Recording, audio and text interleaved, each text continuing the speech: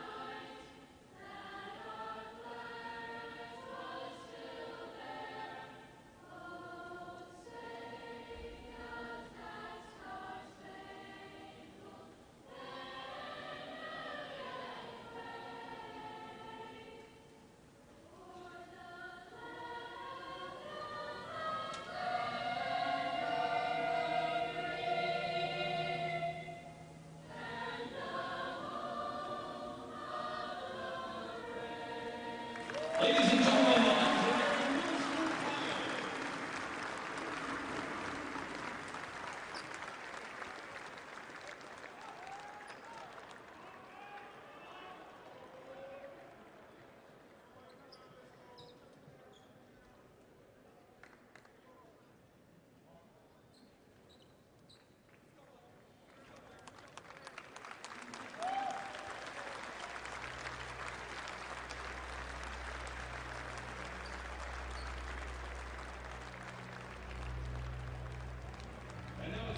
starting lineups.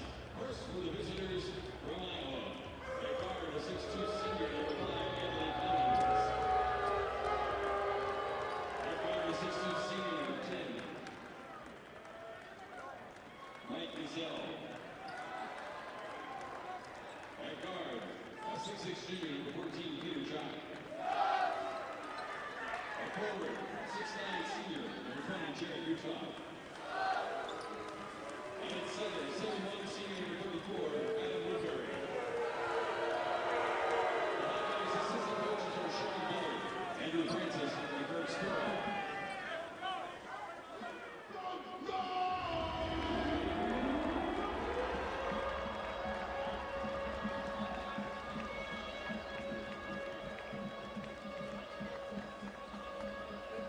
And now it's time for the next Penn State starting lineup, presented by PNC. At guard for Penn State, a 6'4" freshman from Fairfax, Virginia, number 23, Josh Reeves.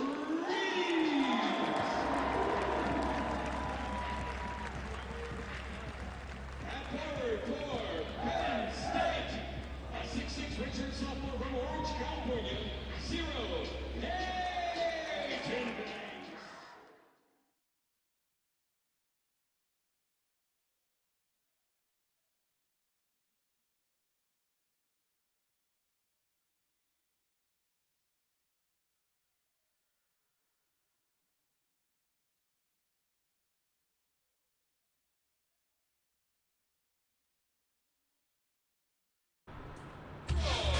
The lights are at their brightest tonight at the Bryce Jordan Center in State College. It's a hot ticket to see Big Ten leader Iowa and see if the Nittany Lions can knock them from their lofty perch.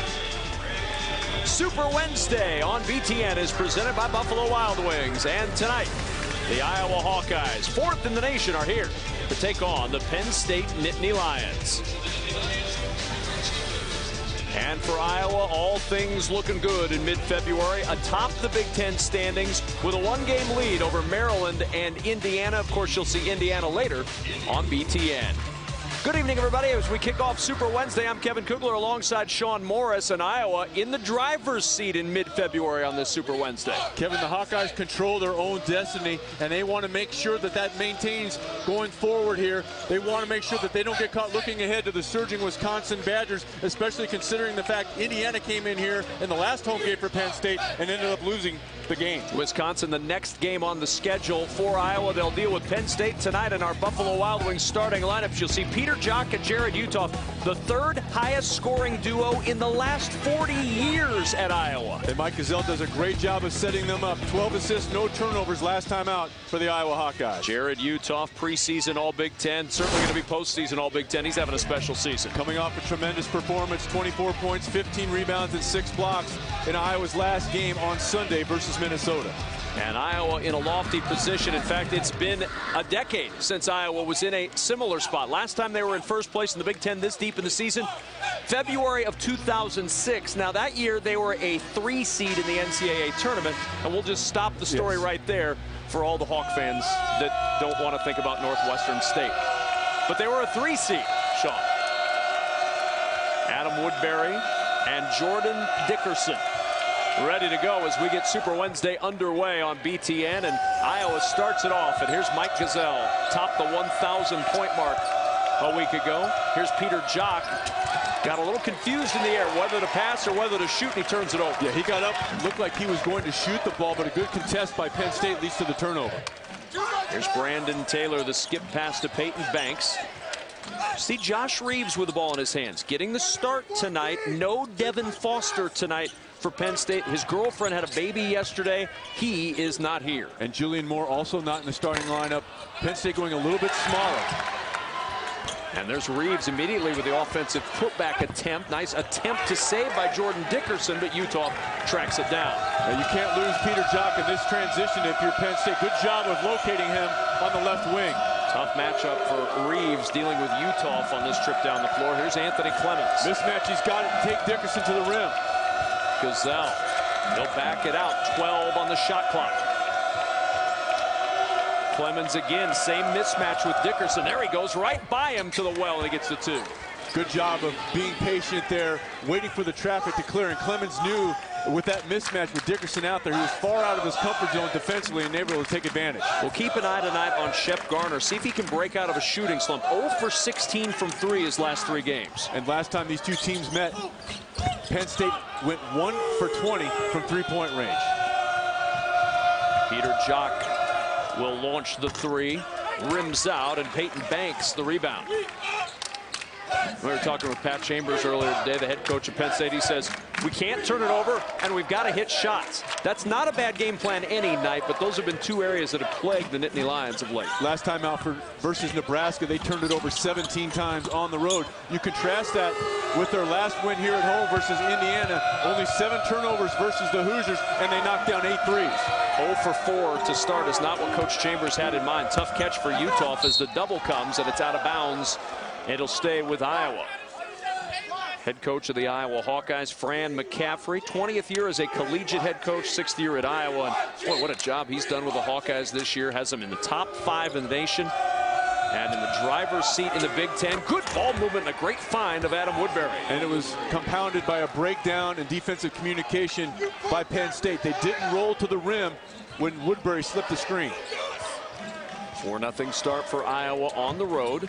These two teams played a week and a half ago. Iowa won 73-49 at Carver Hawkeye.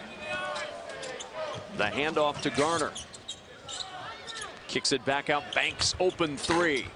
Not going to go, and a foul on Taylor, and Brandon Taylor with his first personal foul.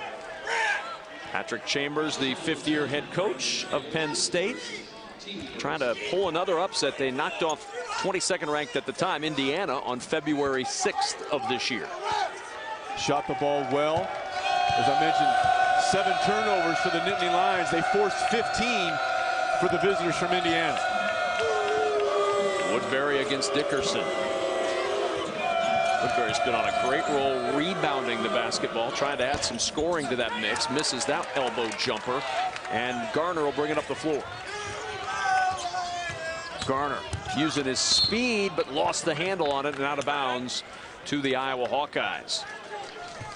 Well, our marquee matchup, Jared Utoff and Brandon Taylor both have to have a good night for these teams to be successful. And last time out, these two teams met. Brandon Taylor, one of the few bright spots for the Nittany Lions with a double-double in Iowa City. He's led the Nittany Lions in scoring the last 8 games as Utoff's fadeaway won't go, and a whistle and a travel on the rebound as Banks grabbed it and slipped on the court. Julian Moore and Isaiah Washington in as Patrick Chambers goes to the bench.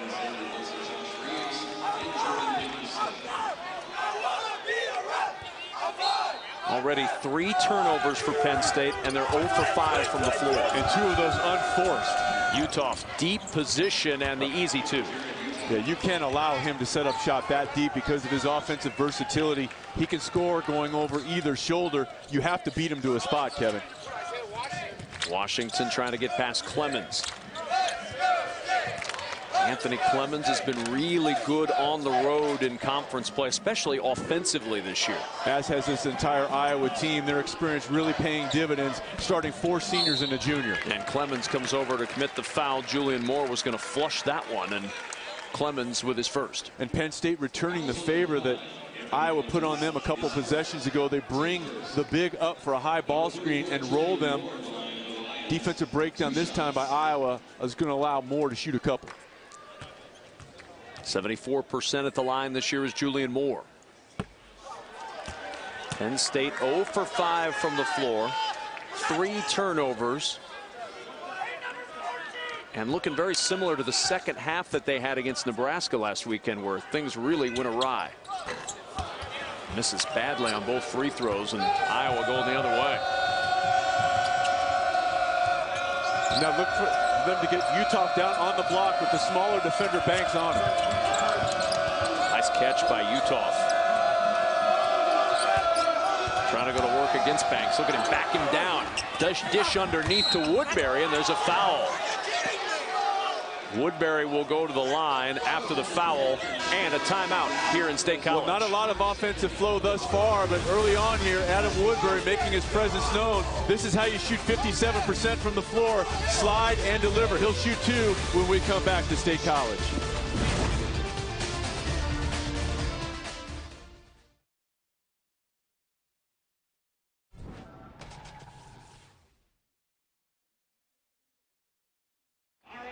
He's ready. Fans, are you ready?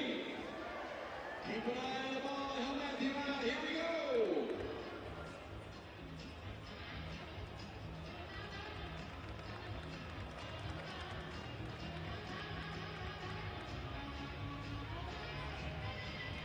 Keep ball along, Brown.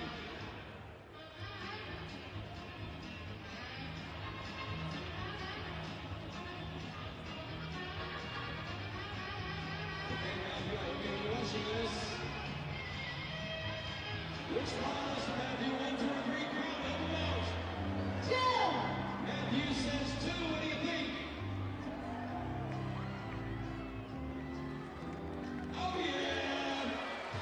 It's 2. Congratulations, Matthew. You won a $20 card to the Family Clothesline. Thanks for playing the Family Clothesline Basketball Shuffle. Located at 332 East College Avenue at PenStateClothes.com. The Family Clothesline is your source for all of your Penn State needs. Nittany Lion fans, Delta Airlines, proud airline partner of Penn State Athletics, is also the official airline of Vaughn. Delta is a proud supporter of the world's largest student athletics organization. It's counting down the days, hours, and minutes to Vaughn 2016. As you can see, we have just under 2 days left until we stand 46 for the kids.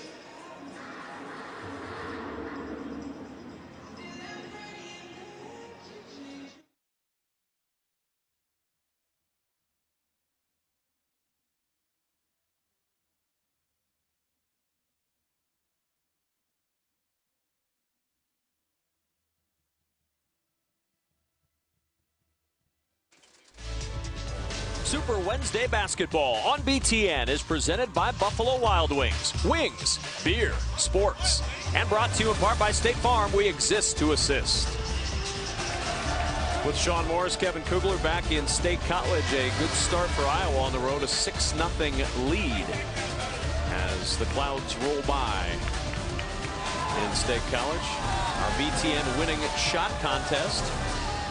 Log on btn.com/BTN winning shot. Take a photo on Instagram and use that hashtag for your chance to have your photo featured in a Big Ten basketball game. For contest details, visit btn.com/BTN winning shot.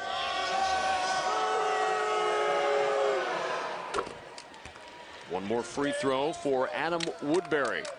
And Woodbury, an outstanding foul shooter, regardless of his size, 74% from the charity stripe in his senior season. And what an improvement for a guy who last year was 57.6% from the line.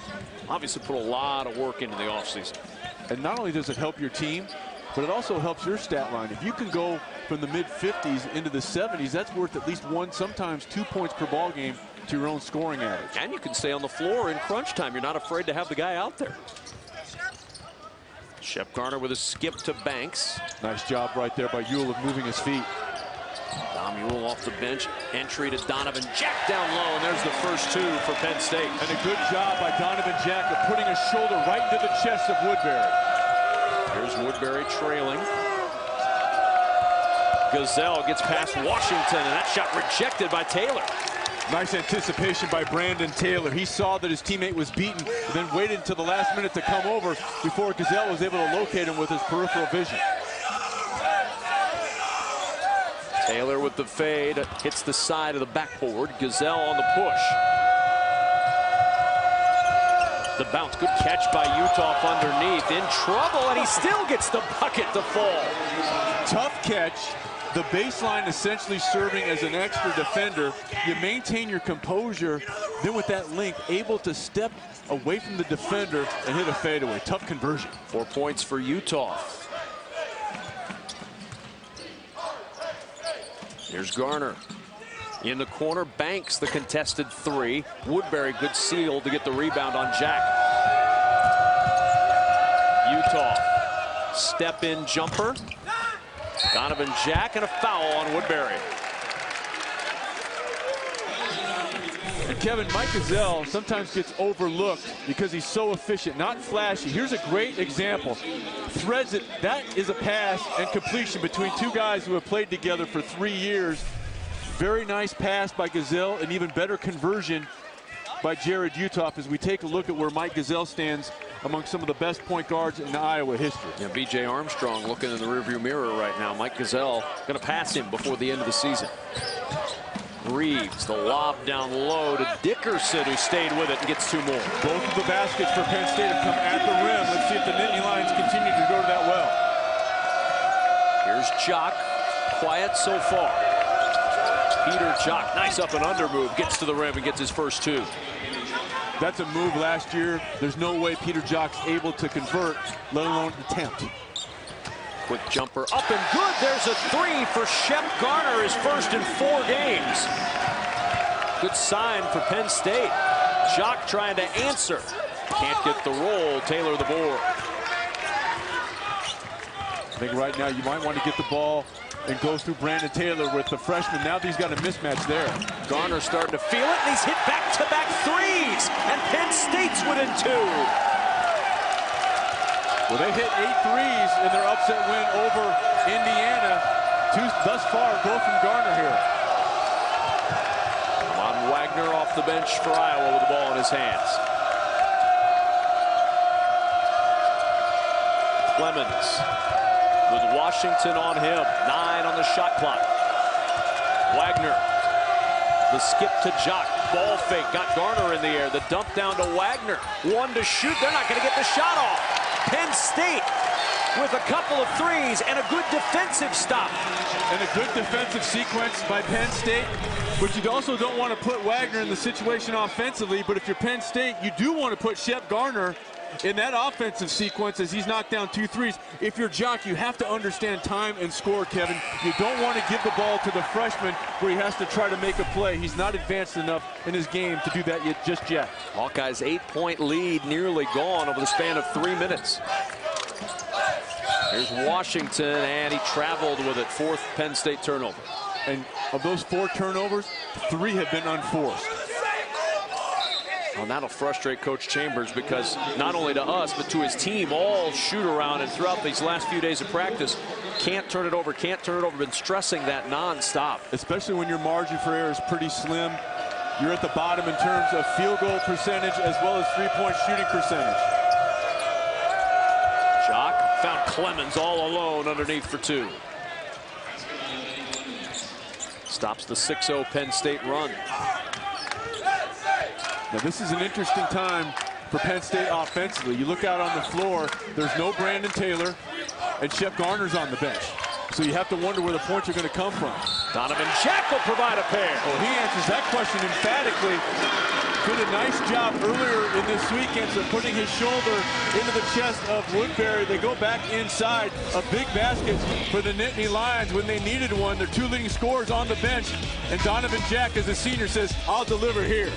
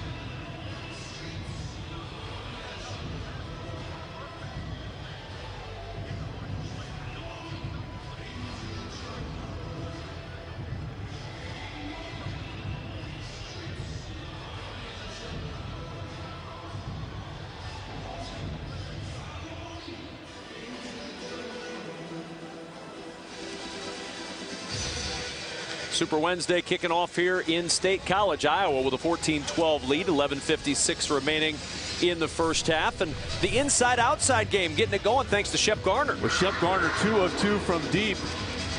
When it looked like Iowa may be able to extend their lead, but Shep Garner knocking down a couple of triples in an area that the last time these two teams met was certainly not friendly to the Nittany Lions, as they went 1 of 20 from behind the arc in Iowa City. Along with Garner's threes, it's been the inside presence of the Nittany Lions. Right now, Donovan Jack has a chance to convert a three-point play. He has 2 early baskets inside. Dickerson with another. So 6 points in the paint for Penn State. That's the good news. The bad news, they've given it back off of turnovers. 4 Penn State miscues have led to 6 points off those turnovers for Iowa. Davis Zimgulis off the bench for the first time today for Penn State. Dom Ewell, Ahmad Wagner still on the floor for Iowa. Nicholas Baer off the bench for the first time as Garner returns and Zimgulis leaves. That was a brief appearance for Davis Zimgulis. That's a cameo. That is a cameo. It is award season. Do you get something for that? For the best cameo in a college basketball game.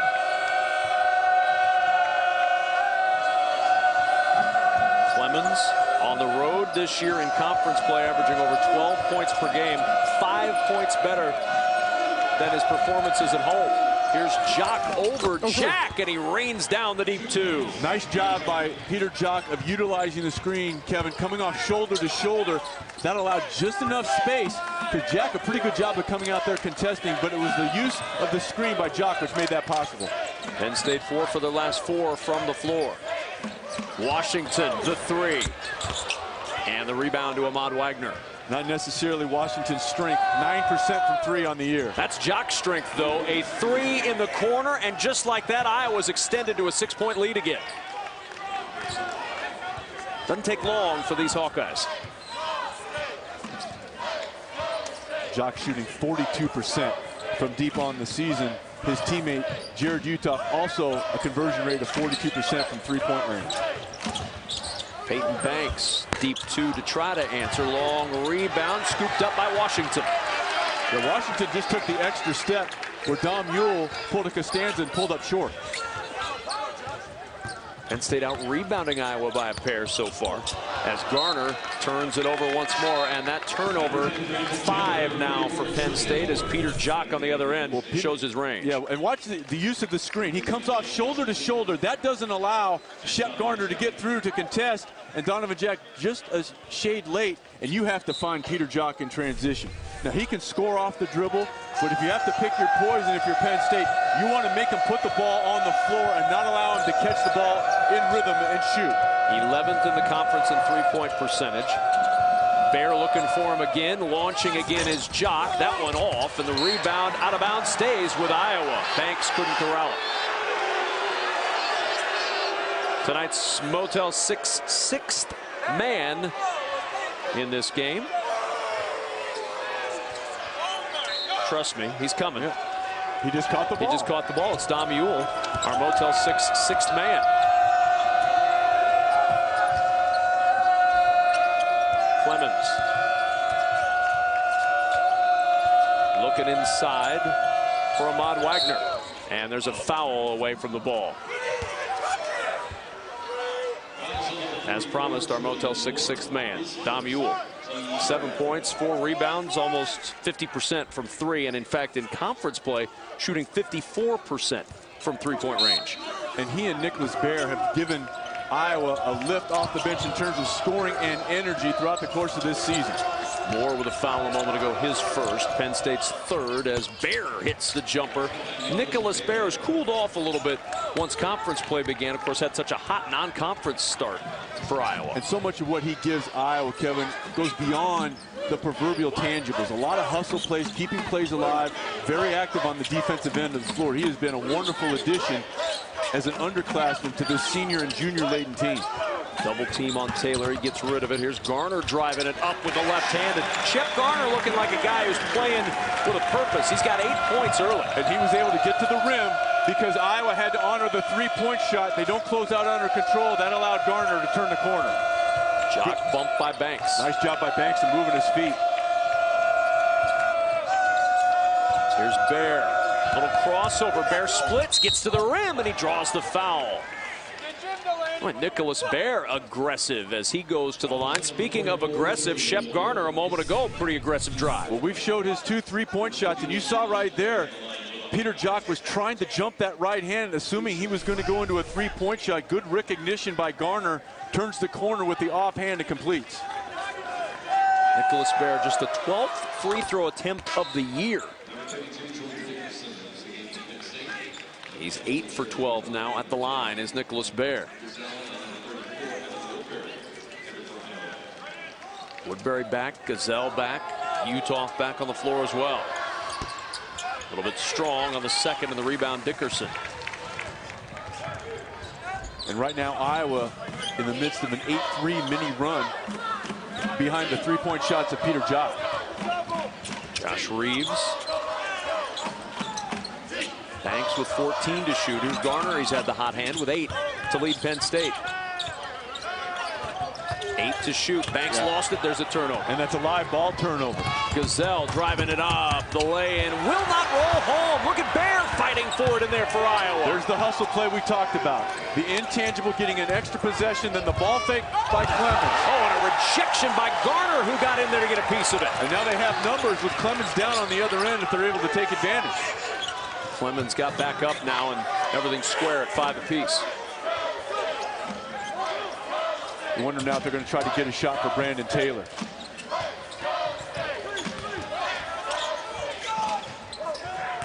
Here's Reeves. The kick into the corner. Garner, wide open three, his third of the night. And Josh Reeves, nice job of utilizing dribble penetration, but you saw him asked to come out. Let's not forget, he battled mono throughout the course of the early part of this season. He's gassed right now. If you're Iowa, you want to go right at Reeves.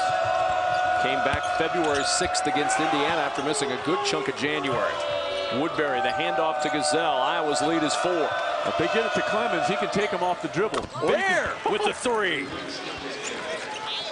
Nicholas Bear in his last 12 games, Sean, no double figures. He's averaged 3.3 points per game. He's got 6 in about 3 minutes tonight. And kept an extra possession alive because he didn't assume the make in the transition.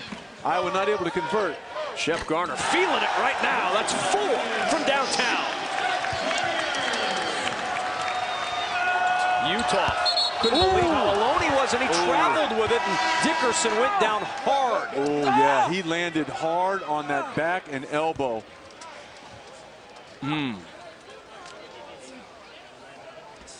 Timeout on the floor in State College.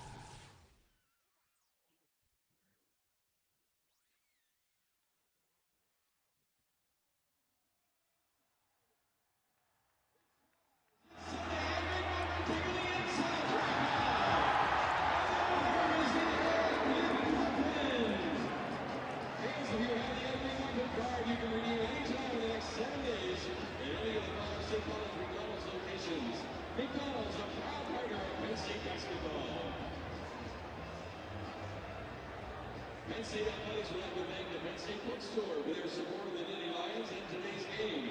The Penn State Bookstore, where every purchase benefits Penn State students, faculty, and staff.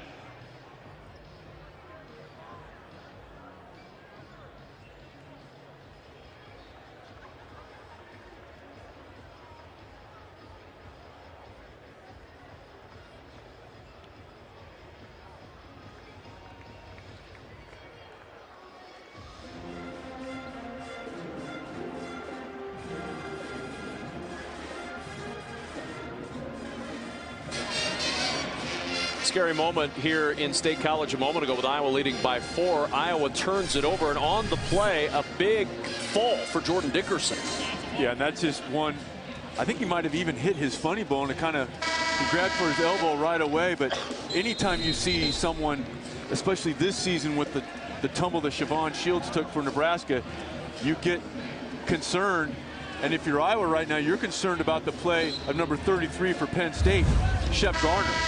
4 of 4 from deep, 5 of 6 overall on his way to 14 first half points. 14 of the 21 put up thus far by the Nittany Lions. And right there, that triple in and of itself equals the output from behind the arc the last time these two teams met. They've quadrupled that now with 4 of 8 from behind the arc here in the first 13 minutes. Iowa working a little pressure on the inbound. Here's Garner, who had just 6 points in Lincoln in the loss to the Huskers on Saturday. Was 3 of 14 from the floor. Tonight, 5 of 6 and 4 for 4 from three-point land. And Iowa now going with a little bit of a zone defense. This is where, if you're Iowa, you have to locate Garner. That's exactly why they went to that defense, and a good job by Clemens at coming out to contest. Boy, excellent job by Dickerson, who got back out there right after that fall and comes up with the offensive rebound. Penn State's not afraid to play a deliberate style here. And this is where number 10 Taylor, if he so chooses, can flash between the two lines of defense, much like you saw Donovan Jack do there. Scoreless so far as Brandon Taylor looking to get on the board against Bear. The pull-up is good, and Penn State's within 2 again. That's a strong play. because he wasn't able to really get into his shot cleanly. Nice job of creating space. Utah now likes the matchup against Washington. The double comes from Dickerson. Here's Gazelle, open for three.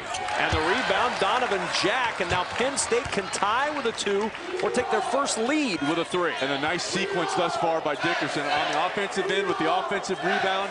That allowed Taylor to score at the tail end of that. And then a good job of helping off on Utah defensively. Washington for the lead. A little bit strong, and Clemens the rebound. Now the push, 2-on-2. Now 3-on-3. Utah off the trailer, 4-3. Dickerson, the board for Penn State. Boy, a good execution by Iowa on that secondary break. And you saw right there, guys that had played together. Gazelle knew exactly where Utah was going to be. Fran McCaffrey will take that break all the time.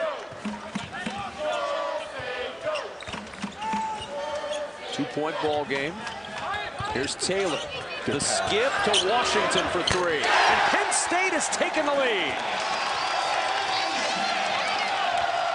Clemens, the attack. Taylor, the rejection.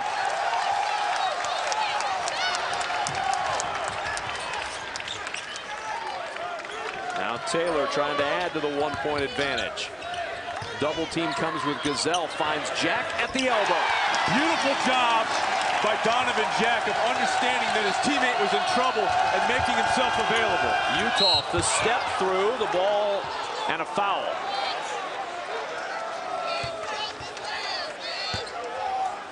Shep Garner allowed Penn State to hang around, but it's been the play recently of Brandon Taylor. Excellent cross-court pass to Isaiah Washington, who knocks down a rare 3. And then in the ensuing possession, he got caught along the baseline, didn't panic, and Donovan Jack, a wonderful cut to make himself available. Well, you say rare for Isaiah Washington. That's his 7th made 3 in 40 attempts this year. I may eat vegetables more often than he hits a 3. I don't know if we can go that far. That's rare, my friend. It is rare. Tomorrow on BTN, the Gophers welcome 6th-ranked Maryland to the barn. Coverage starts at 8 Eastern tomorrow, presented by Quicken Loans on BTN and BTN to go. One more for Utah, an 83% foul shooter, hits them both, and the Hawkeyes back within 1. And Iowa right now trying to give Penn State a little bit of a different look on the made free throw, extending their defense. Turnovers have plagued Penn State thus far, a lot of them of the unforced variety. And right now, Iowa trying to force some. 6 turnovers for Penn State, 8 points off those turnovers in this first half for Iowa. It's almost a third of their points have come off Penn State turnovers. And this area right there is going to be open if Penn State chooses to exploit it. Donovan Jack, the skip out to Banks for 3. And Peyton Banks with a 3. Penn State has hit 6 from downtown. And we'll say it again, Kevin. That comes off of a performance the last time in Iowa City these two teams met. 1 of 20 from behind the arc. Gazelle trying to quiet the crowd. He cannot. Offensive rebound. Utah now attacking baseline. Goes up for the jam, and Jack says no. Wow. That was a big-time play. Because Utah usually has the opportunity to dunk that, but Penn State would have none of it. And a good job by the officials of not anticipating the foul. Yeah, a lot of times you see that whistle come out on a play like that. Banks with Penn State up by 4, a 13-2 Penn State run. Taylor stretching, hitting, and Penn State with a 34-27 lead and an Iowa timeout.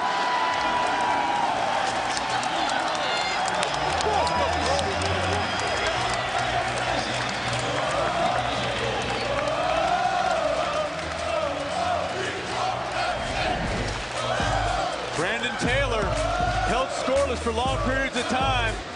He's getting it going, but the defense also delivering.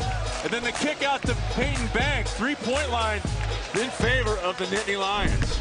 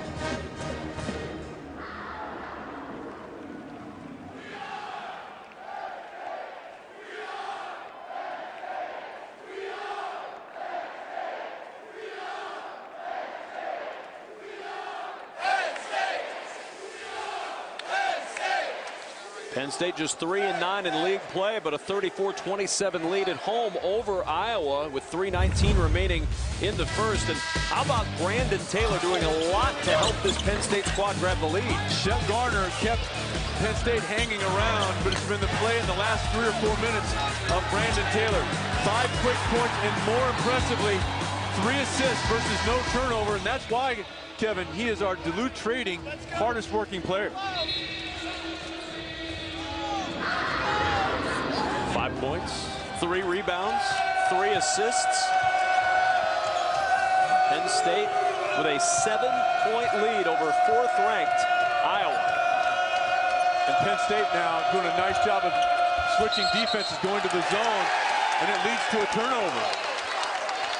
We saw the play designed by Fran McCaffrey out of the timeout. Work it down low, ball movement, get it to Utah. And get it right in the gut of the defense. Woodbury did exactly what you should do with a 2-3 zone. Get in the middle, did it. It's a rare turnover by Utah around the rim. Now Penn State with Josh Reeves running the show at the moment. 15 on the shot clock. And Iowa now extending that 2-3 so they can't lose sight on an illegal screen. That's another turnover. And the foul is on Dickerson. That's his first 6th team foul on Penn State. So Iowa only fouled 3 times in this first half. They will go to the line the rest of the way for at least a 1-and-1. And you have to understand that if you're Iowa, you've kind of gone stagnant offensively. Nothing wrong with attacking off the dribble. Maybe get to the line and stem the tide. Woodbury moving to Jock. Now Gazelle finds Clemens. Clemens at the elbow. Tough jumper. Woodbury tips the rebound, keeps it alive, and he is able to pull it in. And the athleticism of Utah kept that alive with the left hand. Utah trying to drive. Good work by Reeves to stay in front. Extra pass finds Utah for the corner. Reeves takes it away. Well, he did. He just flat out pilfered him right there. Came in with a reputation as a very good defender, an excellent athlete. Josh Reeves, the freshman out of Virginia.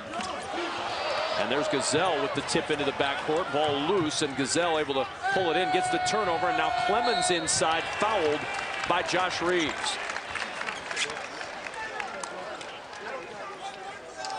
Well, Josh Reeves defensively had to give the foul, and understandably so, at the rim, but the previous possession, he says, I'll take that. And they go the other way, but unfortunately for the Nittany Lions, they give it right back with a careless pass from Peyton Banks. Clemens trying to break a nearly 3-minute Iowa scoring drought at the free throw line, and he does.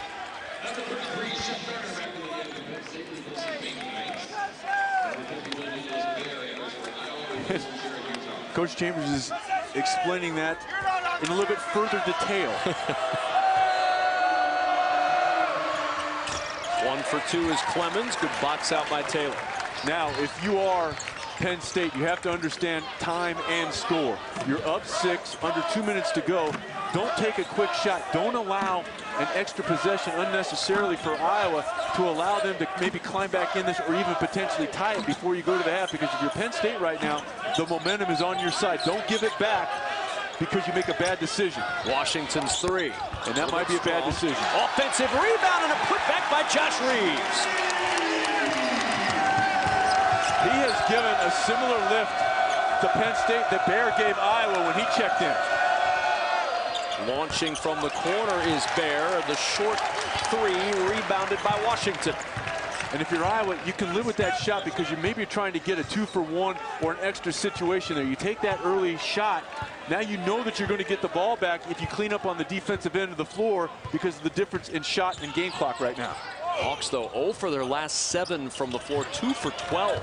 Washington. You can't make that pass. There's nowhere for it to go. Gazelle to Jock. Jock driving on Taylor, and there's a foul on Taylor, his 2nd.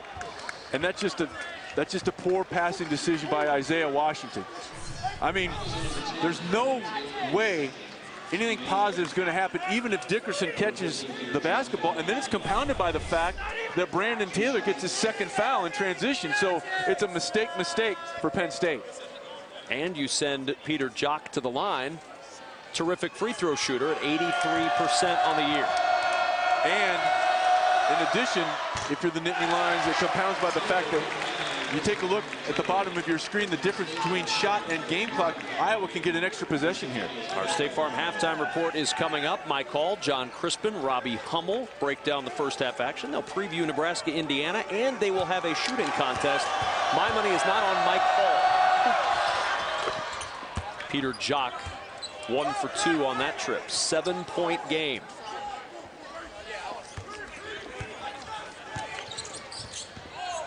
Garner. And there's the timeout.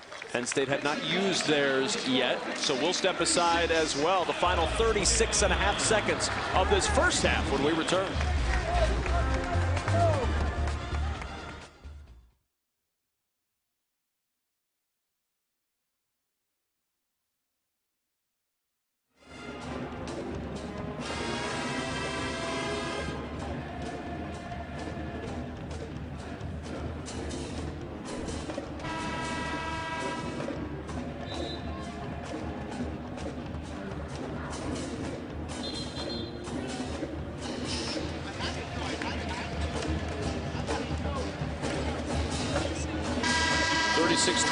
Penn State by 7. 36.5 seconds remaining in the first half. If you're just tuning in and you're saying, whoa, what's happened here?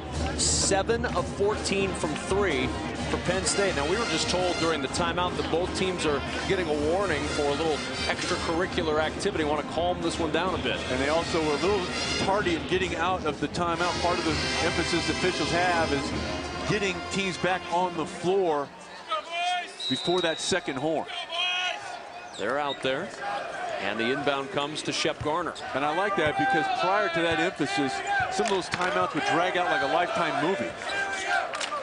Not to say Sean Morris is opposed to Lifetime movies. I'm a giver. I'm a carer, Kevin. Peter Jock is a stealer. Took that one away, and that results in a foul by Peyton Banks that sends Jock to the line. And again, turnovers really hindering Penn State. If you're the Nittany Lions and you go in to the locker room, you have to ponder where you would be without the self-inflicted wounds. And obviously, that's not a bad foul by Banks because it probably eliminated a breakout opportunity and an easy conversion for Jock, at least make him earn it from the strike. 4 turnovers, to your point, over the last 2 minutes and 59 seconds for Penn State. And we mentioned it earlier, but Iowa is converting those turnovers. Now 10 of them into points. Peter Jock makes it 12 points off turnovers in this first half. And they've also, in the last minute and a half of clock time, we've talked about understanding time and score, and Iowa took a quick shot by Bear, which wasn't made, but it did give them the opportunity to get a potential 2-for-1 situation. And right now, if you are Penn State, you do not want to take a too quick shot, especially a long one, which could essentially serve as an outlet pass for Iowa in transition. Gazelle with his first foul. That's only the 4th team foul. Iowa with fouls to play with here. And understanding that if you're Iowa, if you're beaten on a dribble drive, give the common foul and make them take the ball out of bounds. Washington will inbound, 7.3 seconds remaining. Has to go into the backcourt to Garner. Now Garner's got to hurry. Garner splits 2 defenders. The dish to Jack, and an exclamation point to end the first half for Penn State.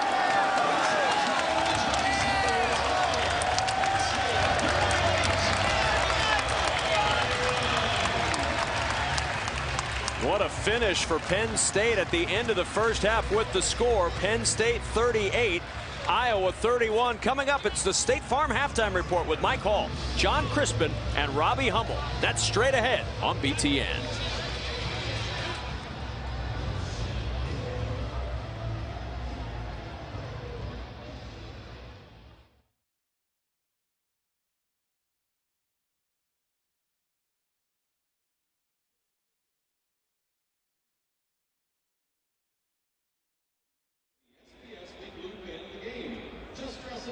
Colors and show us your Penn State spirit. You can be a winner of a $20 gift certificate from the Big Blue on the Corner, the student bookstore.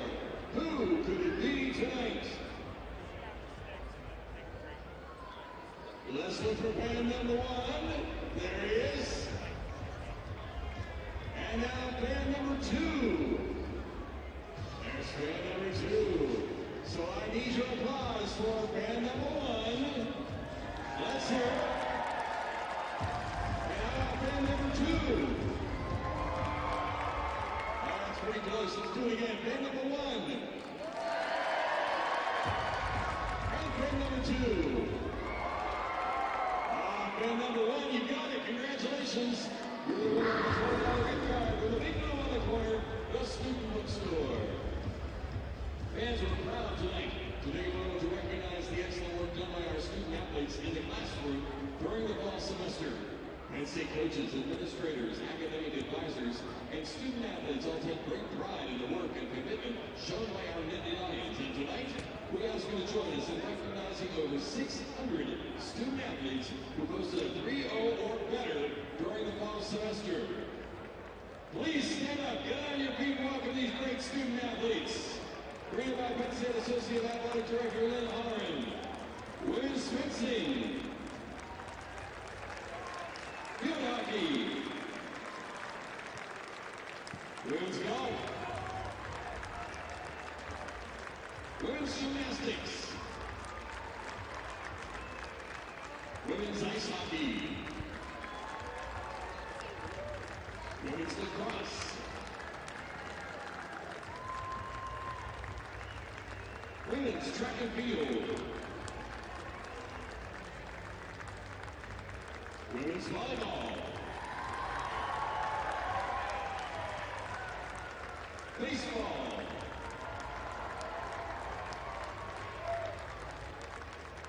Men's fencing.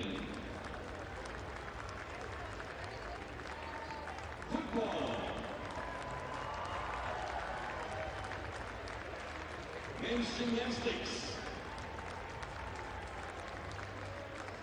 And representing his teammates for men's basketball, Michael Watkins. We are proud of the nearly 600 student athletes who posted a 3.0 or better grade point average in the classroom in the fall semester. And we ask you now to join us in offering these fine student athletes a very big round of applause. Get on your feet and show your appreciation. Ladies and gentlemen, our 2015 fall semester academic achievers.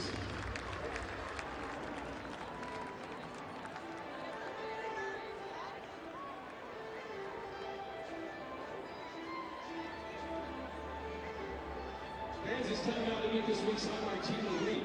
And tonight we introduce to you our Penn State cheerleading squad.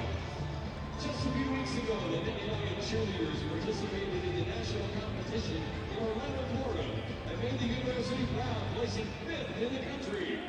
A year ago, the Nittany Lions finished 10th, and the 5th place finish marks the highest finish for the team in almost a decade. Congratulations to our Penn State cheerleaders on a fantastic trip to Florida.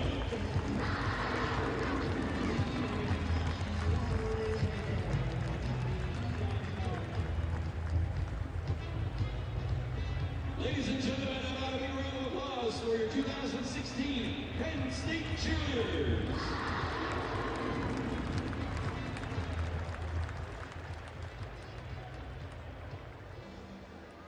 Penn State Department of Intercollegiate Athletics would like to recognize those who are an official partner of the Nittany Lions. Our Blue White corporate partners are AAA, Dietz & Watson, Hyundai, the Pennsylvania Lottery, the Penn State Alumni Association Credit Card, the Penn State Bookstore, PNC, and Wise Markets. Thank you to all our Blue White corporate partners for their support of Penn State Athletics. Founded in 1855 as Pennsylvania's land-grant college, Penn State University has a story to tell about its homegrown journey and so do many businesses across the Commonwealth. The We Are Pennsylvania program highlights the history and goodwill of many businesses rooted here in our home state of Pennsylvania. Tonight we recognize Comcast. Established in 1863, centered in Philadelphia, their over 139,000 employees strive to earn the respect and trust of customers and the members of the communities they serve. Thank you, Comcast, for your support of Penn State Athletics. The Penn State Department of Intercollegiate Athletics would like to recognize the Nittany Lions official Keystone corporate partners, AT&T, the official wireless provider, Highmark, official health insurance provider, the Penn State Alumni Association, official alumni partner, and Pepsi, official soft drink. Thank you to all of our official Keystone corporate partners for their support of Penn State Athletics. Fans, here's your chance to help out Coach Patrick Chambers and the Nittany Lions fight cancer. You can make a pledge for every three-pointer the Nittany Lions take this year to benefit Coaches versus Cancer. The three-point pledge drive is presented by AAA. Make your pledge now at budget.org/AAA. Penn State fans, it's time to find out tonight's Penn State bookstore steal of the game. We've got Mike on the court with our steal of the game. It's a pair of Nike Penn State basketball shorts. And tonight's steal of the game is available for 25% off. You can pick up tonight's Penn State bookstore steal of the game on the concourse at the bookstore stand on the West Mezzanine. And you can also show your game ticket at the newly renovated Up Bookstore location to receive 25% off the steal of the game. The Penn State Bookstore, the official bookstore of Penn State Athletics.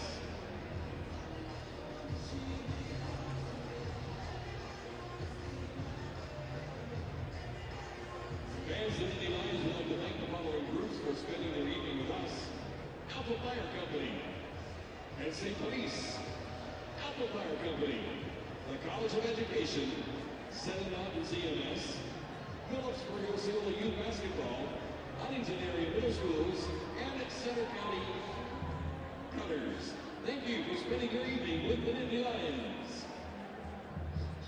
It's time now for the Nittany Lions first half highlights, presented by ATM to go.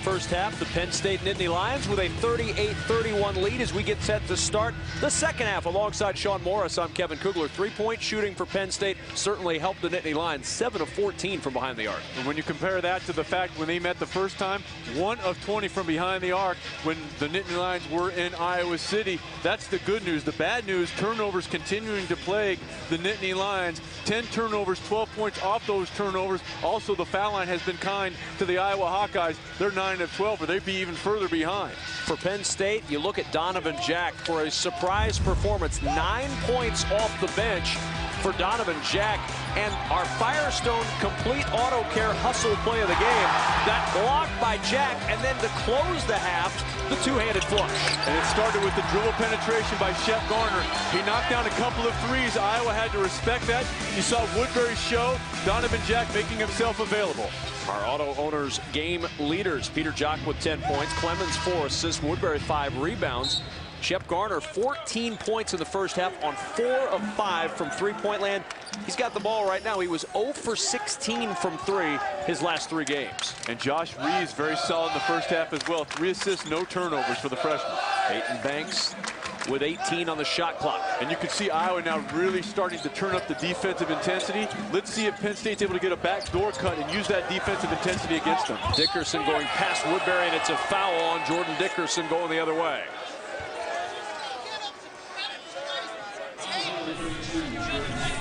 Yeah, this is a guy in Dickerson, that's not his play.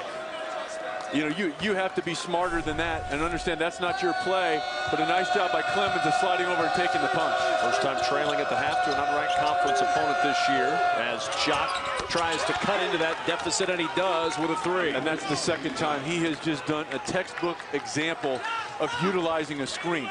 We saw him come off shoulder to shoulder in the first half. Here, he steps behind it with a little bit of a flare. The defense from Penn State not able to get over the top, and he knocks it down.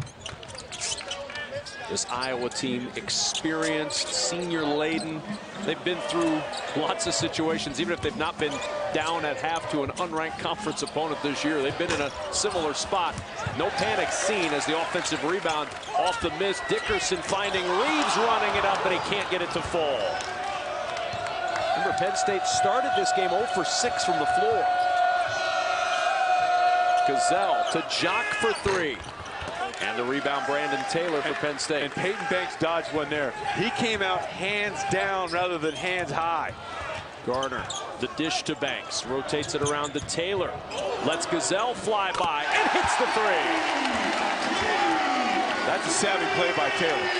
Because if he tries to go up with the initial offering, Gazelle's going to obstruct his view of the rim.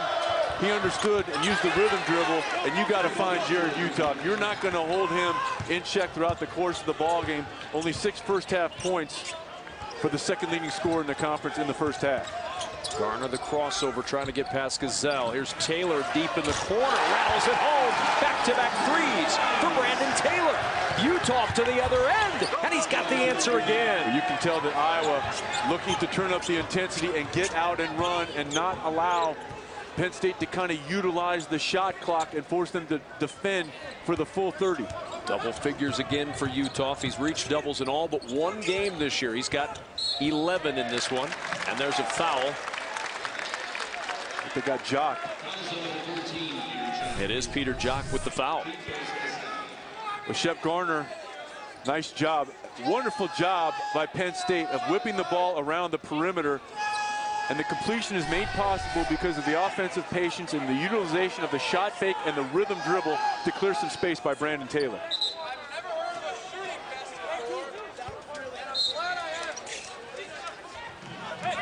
Taylor will inbound. Has to go deep into the backcourt. Plenty of time. The shot clock reset on that first foul on Peter Jock. Iowa again going to that extended zone defense. So if you're Taylor, you have to get right in the gut of the defense. Banks trying to do that as he fights down low with Woodbury. Now pops out to get it, and a hand check's going to be called on Clemens, his second. Second team foul on Iowa. Penn State will inbound once more. And it resets the shot clock for the Nittany Lions. And if you're Penn State, they were not able to get into the bonus in the first half. If you're the Nittany Lions, even though you only went to the foul line 3 times in the first, you want to use the dribble get into the lane and force Iowa to defend off the bounce. The downside to that is you're not a great free throw shooting team. So if you get there, you got to convert. And the lob converted to Jordan Dickerson for 2. And a really good job by Peyton Banks of getting down low on that double team and not panicking. A lot of times, Kevin, you'll see a guy in a double team put the ball over his head, and that allows the defenders to get into him. Good job by Banks of getting low. Gazelle with the ball fake goes past Dickerson and gets to the rim. Shot fake, turn the corner. Really good job by Gazelle of answering the call. He's not a big scorer. Picks and chooses his spots. That's his first bucket of the night.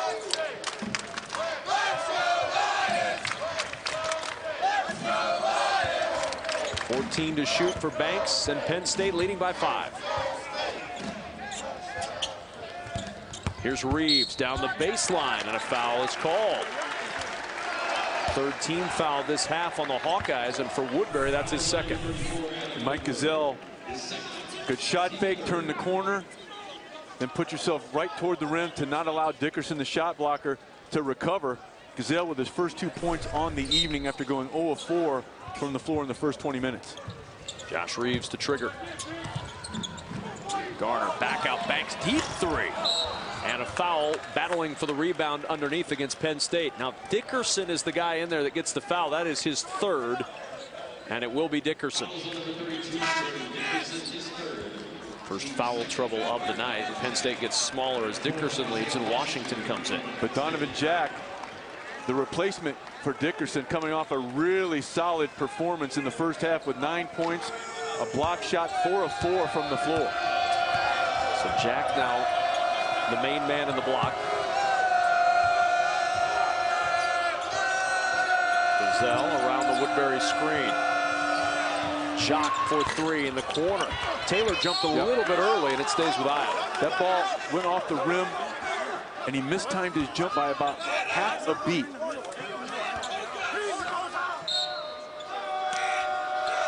Second chance for Iowa.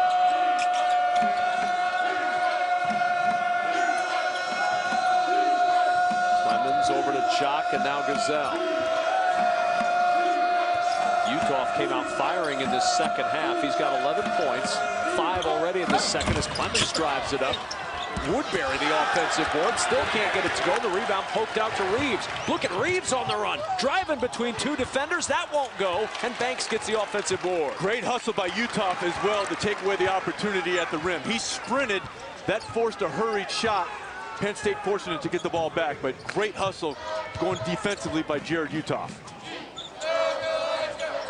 Oh, that's a tough pass. Boy, good catch by Jack in traffic, and then Donovan Jack to the left hand. He's got 11. Of course, he played well. Jock down the baseline, exploding into Jack, gets the bucket and the foul.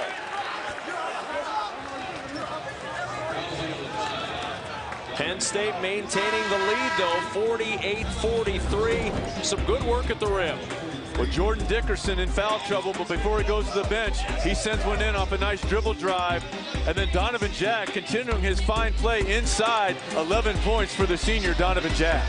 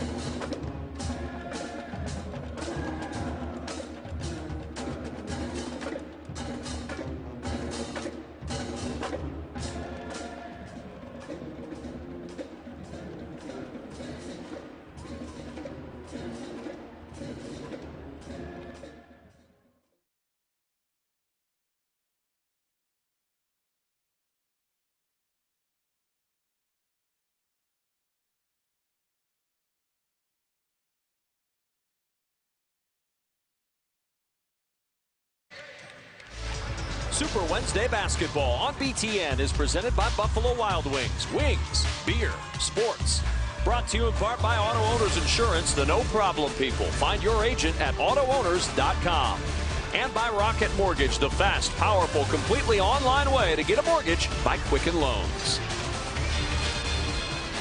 State College, Pennsylvania, 48-41 lead from Penn State as we check out tonight's Pizza Ranch game summary. 9 of 18 from 3. A big help if you're trying to pull an upset over number 4 Iowa. And if Penn State can clean up the turnovers, their chances increase. 11 miscues thus far for the Nittany Lions. 15 points off of those for Iowa. As you take a look at the bottom, only 1 point separates the production thus far offensively by the Penn State Nittany Lions compared to the first time these two teams met in Iowa City. Yeah, only 49 points in that 73-49 loss. Patrick Chambers has to be a little happier with the fact that his team is scoring more, certainly hitting more from 3, but after the foul on Donovan Jack, Peter Jock completes the three-point play. And here the Hawkeyes, they're so calm. There's no panic here. This team is potent offensively. They've got a ton of weapons, and they know exactly what to do. And they have a ton of experience as well with 4 senior starters and a junior starter. Washington has to jump it back to Garner. That pressure, if nothing else, forces an acceleration on the offensive end. Shot clock at 15. And a couple of younger players along that back line of defense for Iowa right now in the form of Ewell and the freshman Wagner. Donovan Jack fires the 3, and that one rebounded by Ahmad Wagner. He's 7 of 22 from 3 this year. Wagner in the paint, traveled with it. Turnover number 7 for the Hawkeyes. Wagner did a really good job of making himself available, but got a little bit of ahead of himself. He saw a path to the rim and took that extra step, pulled that pivot foot up before he put the ball on the floor. Iowa does not turn it over much, just under 10 per game. 8th fewest turnovers in the nation. And only the 7th thus far on the evening for the Hawkeyes. Washington will inbound to Peyton Banks.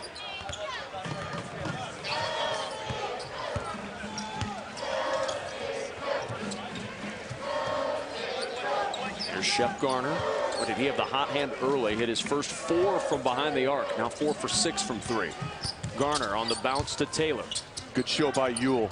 Boy, that was a dangerous pass. Banks open for 3. Taylor with the offensive rebound. Brandon Taylor going to work. Blocked shot by Utah. Few do it better in college basketball than Jared Utah. And Utah waited until Taylor went into a shooting motion before he left the floor. A nice reversal by Mike Gazelle, baiting Taylor, and then came back to the rim and got the foul. Brandon Taylor doing a nice job of corralling the offensive rebound on the miss by Banks. But he brings the ball right into the shot blocker. You see the defensive patience by Utah, one of the easiest blocks he'll have in this his senior season. And then Gazelle trying to go the other way, putting the pressure on Penn State. And Utah came in as the Big Ten's leader in block shots. Utah tonight, just the 1 block shot.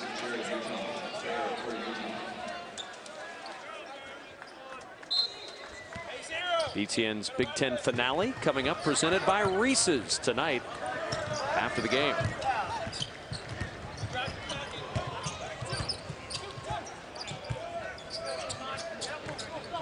Taylor guarded by Ewell in the corner. 3-point Penn State lead. Their lead's been as much as 8. Each team's had an 8-point lead at one point in this game. They'll have 12 to shoot. And that's one where Peyton Banks, he missed Donovan Jack. Donovan Jack had flashed very strongly to this strong side block. He had Wagner on his back, and Banks put the ball on the floor.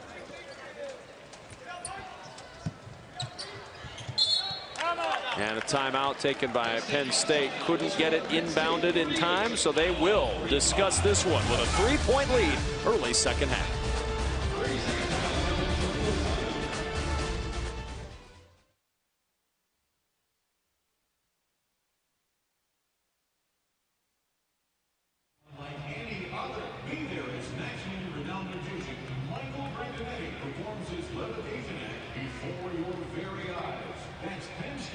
Nebraska, Thursday the 25th at 7 p.m. Call 1-800-NITTY for tickets and rise up with us on the 25th. Fantastic.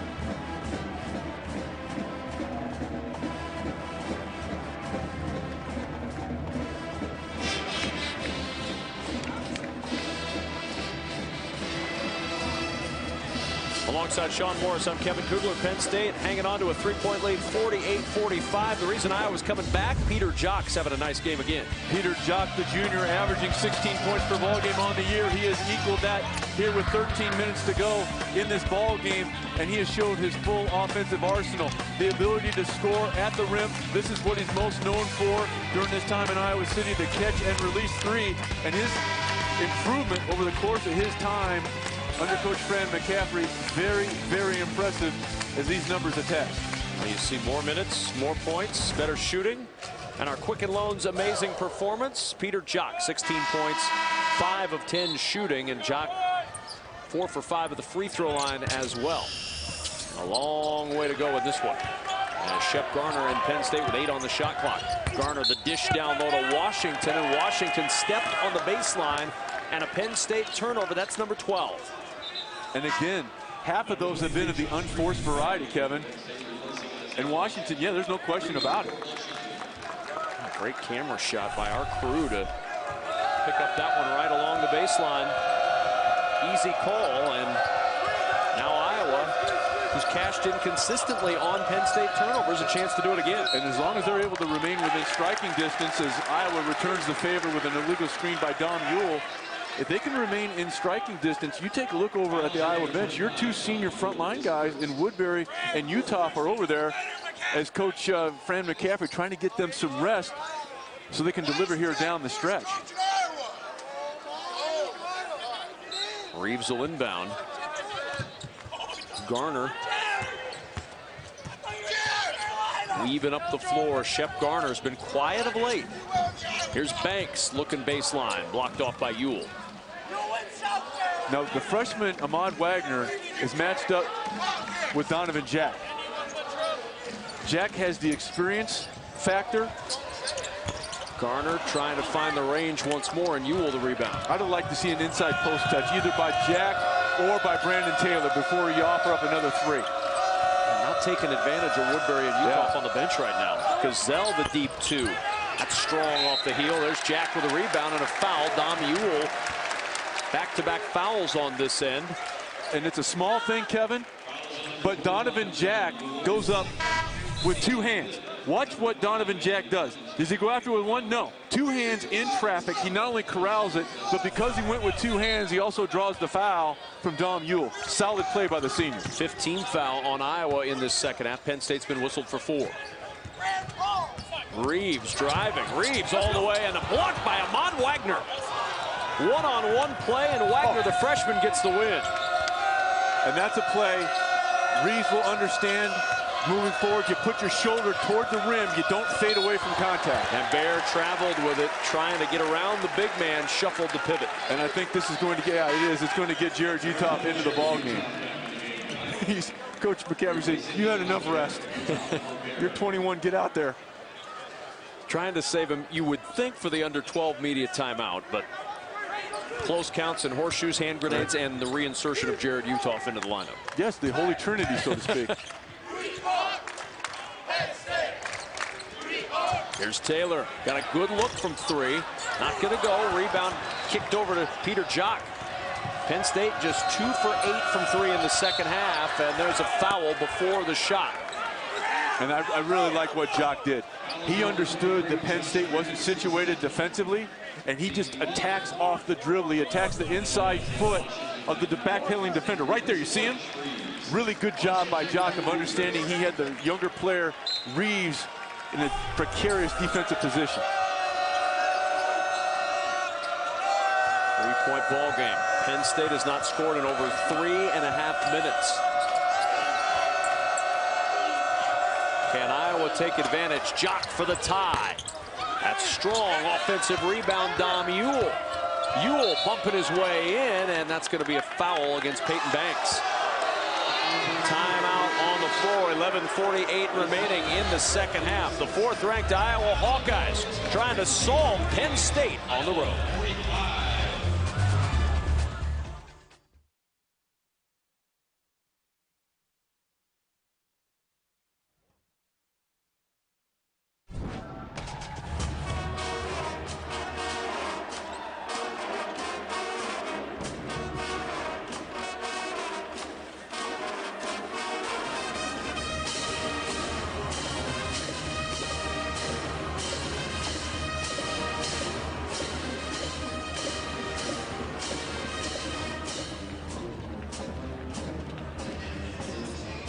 Super Wednesday.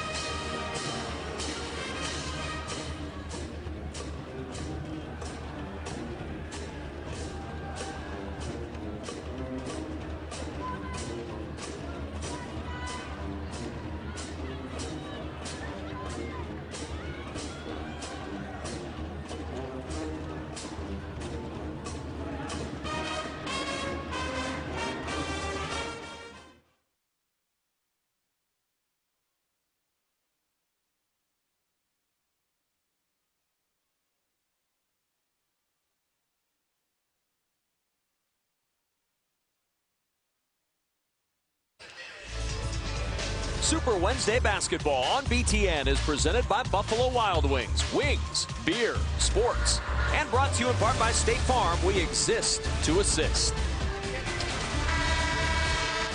Welcome back to Happy Valley as we welcome you back inside the Bryce Jordan Center and a look at our Reese's Perfect combination. This year it's been the combination. A little bit down from their scoring average, at least to this point. Well, in the last outing, Jared Utoff with 24 points and Peter Jock with 27, and in a low-scoring affair thus far this evening, both of those guys struggling at times to get into the offensive flow. 3rd highest scoring duo in the last 40 years at Iowa. Only the duo of Roy Marble and B.J. Armstrong. And Adam Haluska and Tyler Smith top what Utoff and Jock have done this year, averaging nearly 35 points per game. 15 to shoot for Clemens. Now 10 to shoot. Clemens working against Garner. Gives it off to Ewell. Dom Ewell with the scoop towards the rim. And Jack, who's playing such good basketball, gets the rebound. And Iowa, it's rare that you see them stick the ball on one side of the floor. It didn't reverse. As a result, the Nittany Lions really only had to defend half their defensive real estate. Banks open 3 in the corner, and it's good. What a huge shot for Penn State. They hadn't scored in over 4 minutes. That had a more than adequate amount of arc on it before it found the bottom of the well. Clemens looking for the answer. Garner there to send him back to the perimeter. Yeah, they probably got to get a shot here for Utah,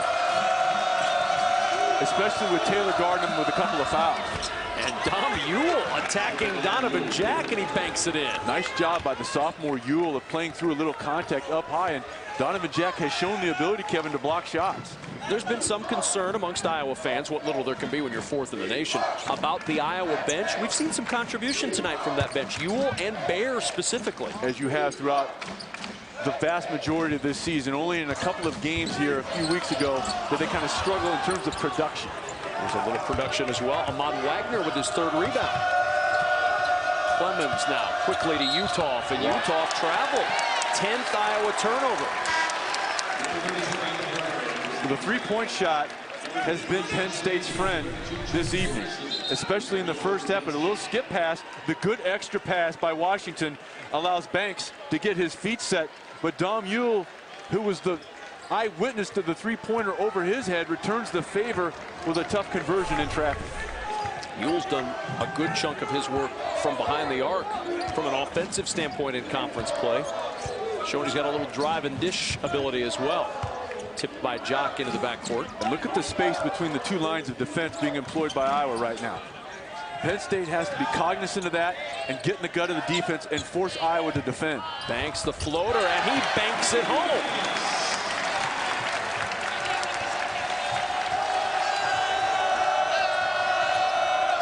Penn State maintaining a 6-point lead.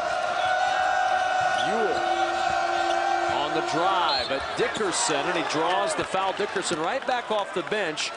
Ewell driving it at him, and that's the fourth foul on Dickerson. Well, Peyton Banks knocked down a three a couple possessions ago, but here he gets in the lane, and he uses every bit of the window. That's why the good Dr. Naismith put it up there. Use it.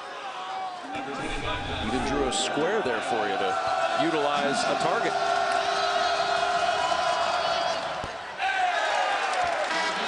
BTN will have opening round as well as quarterfinal action of the 2016 Big Ten Men's Basketball Tournament live from Indianapolis. Coverage of this can't-miss event starts March 9th on BTN and BTN to go. And if you haven't had the opportunity to attend the Big Ten Tournament in Indianapolis, they do a fantastic job. So if you're not going to catch the games on BTN and you have an opportunity to get to Indianapolis, take advantage.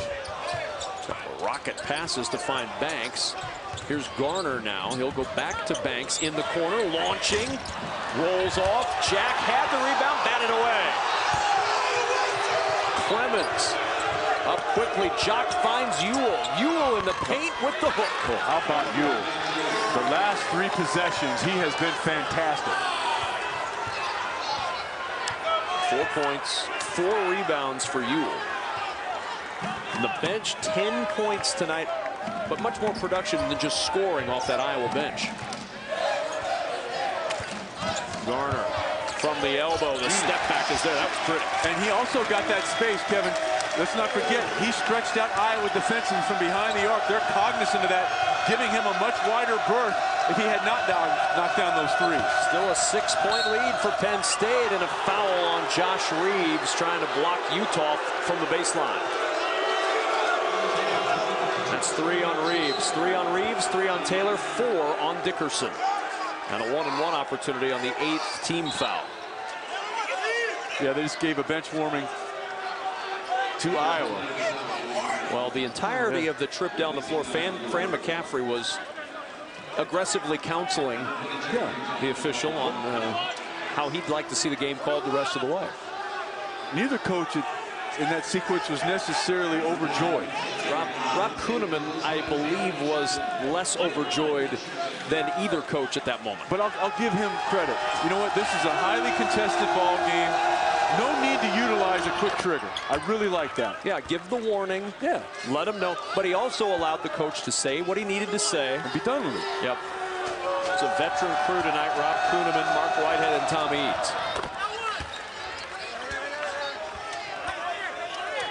4-point advantage for Penn State. Oh, boy, he was really... And there's the foul on Clemens. I tell you what, though, Peyton Banks is really lucky. He was very, very nonchalant. And then there's another bench warming over here to Coach Chambers. Yeah, there's a bench warnings all around, and Peyton Banks very fortunate that the foul was called on Clemens. Not that there wasn't a foul, but Peyton Banks was very nonchalant going to meet that pass. So now we've had warnings for getting out of the timeout. We've had warnings to the benches. We've had aggressive play that's been discussed. We have Jack driving to the rim, floats it up and in, and a foul. Looked like he's trying to decide whether to dunk it or lay it in, and he gets the foul on Woodbury on the kind roll. And Penn State kind of returns the favor to Iowa. Iowa had been attacking on these situations, but how about the bounce pass from Shep Garner? And Donovan Jack, he had no idea that ball went through the cylinder until he heard the crowd cheer, because he was worried about how he was going to land. The ball kind of just came out of his hands, and Donovan Jack continuing his outstanding performance. Can't convert on the three-point play, but Jack, 13 points. His high this year's 14 at Northwestern. His career high is 18, and now we've got a foul on Banks. Or rather, not on Banks, looks like it goes on Reeves. And Reeves just got a warning, and rightfully so, because he stuck his hand up through the net. Well, there was a 0 signaled, there was a 23 signaled. I believe the foul's on Reeves. If it is, it's his 4th. They're sorting it out right now at the scores table, and it is Reeves, and it is his 4th. And now the whistle's coming a little more frequently as the intensity has ratcheted up. Well, and a lot of good thing that the officials are not attorneys and billed by the conversation, or no place to be bankrupt, because they're talking to everybody right now, making sure that cooler heads prevail. There's a reason that the league has decided to pay them a flat rate as opposed to billable hours. But it's real. I just like the fact that they have maintained control, Kevin, but they haven't had to show that they're quote-unquote in charge. They understand that the game is the thing, and their job is to mediate, not to be the center of attention. They've done a really good job in that regard. Yeah, because there have been a couple of instances where it could have gotten out of hand. Has not. And it's an intense moment. It's February. We've been talking about Big Ten tournament. We're down the stretch here. Every game is big. Garner on the dish. Open Washington for 3, and the air ball caught by Peter Jock. Hawkeyes down 4 on the road. Gazelle finds Utah for 3. And Taylor the rebound for Penn State. And another strong two-handed rebound by Brandon Taylor. And if you're Iowa, good job by Jock of locating Taylor on the trail situation. Really smart play by the junior defensively. 7:17 to go. Penn State looking for a major league upset.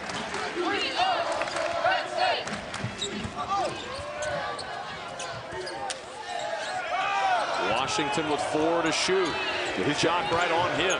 Washington from the elbow, and that's a shot clock violation.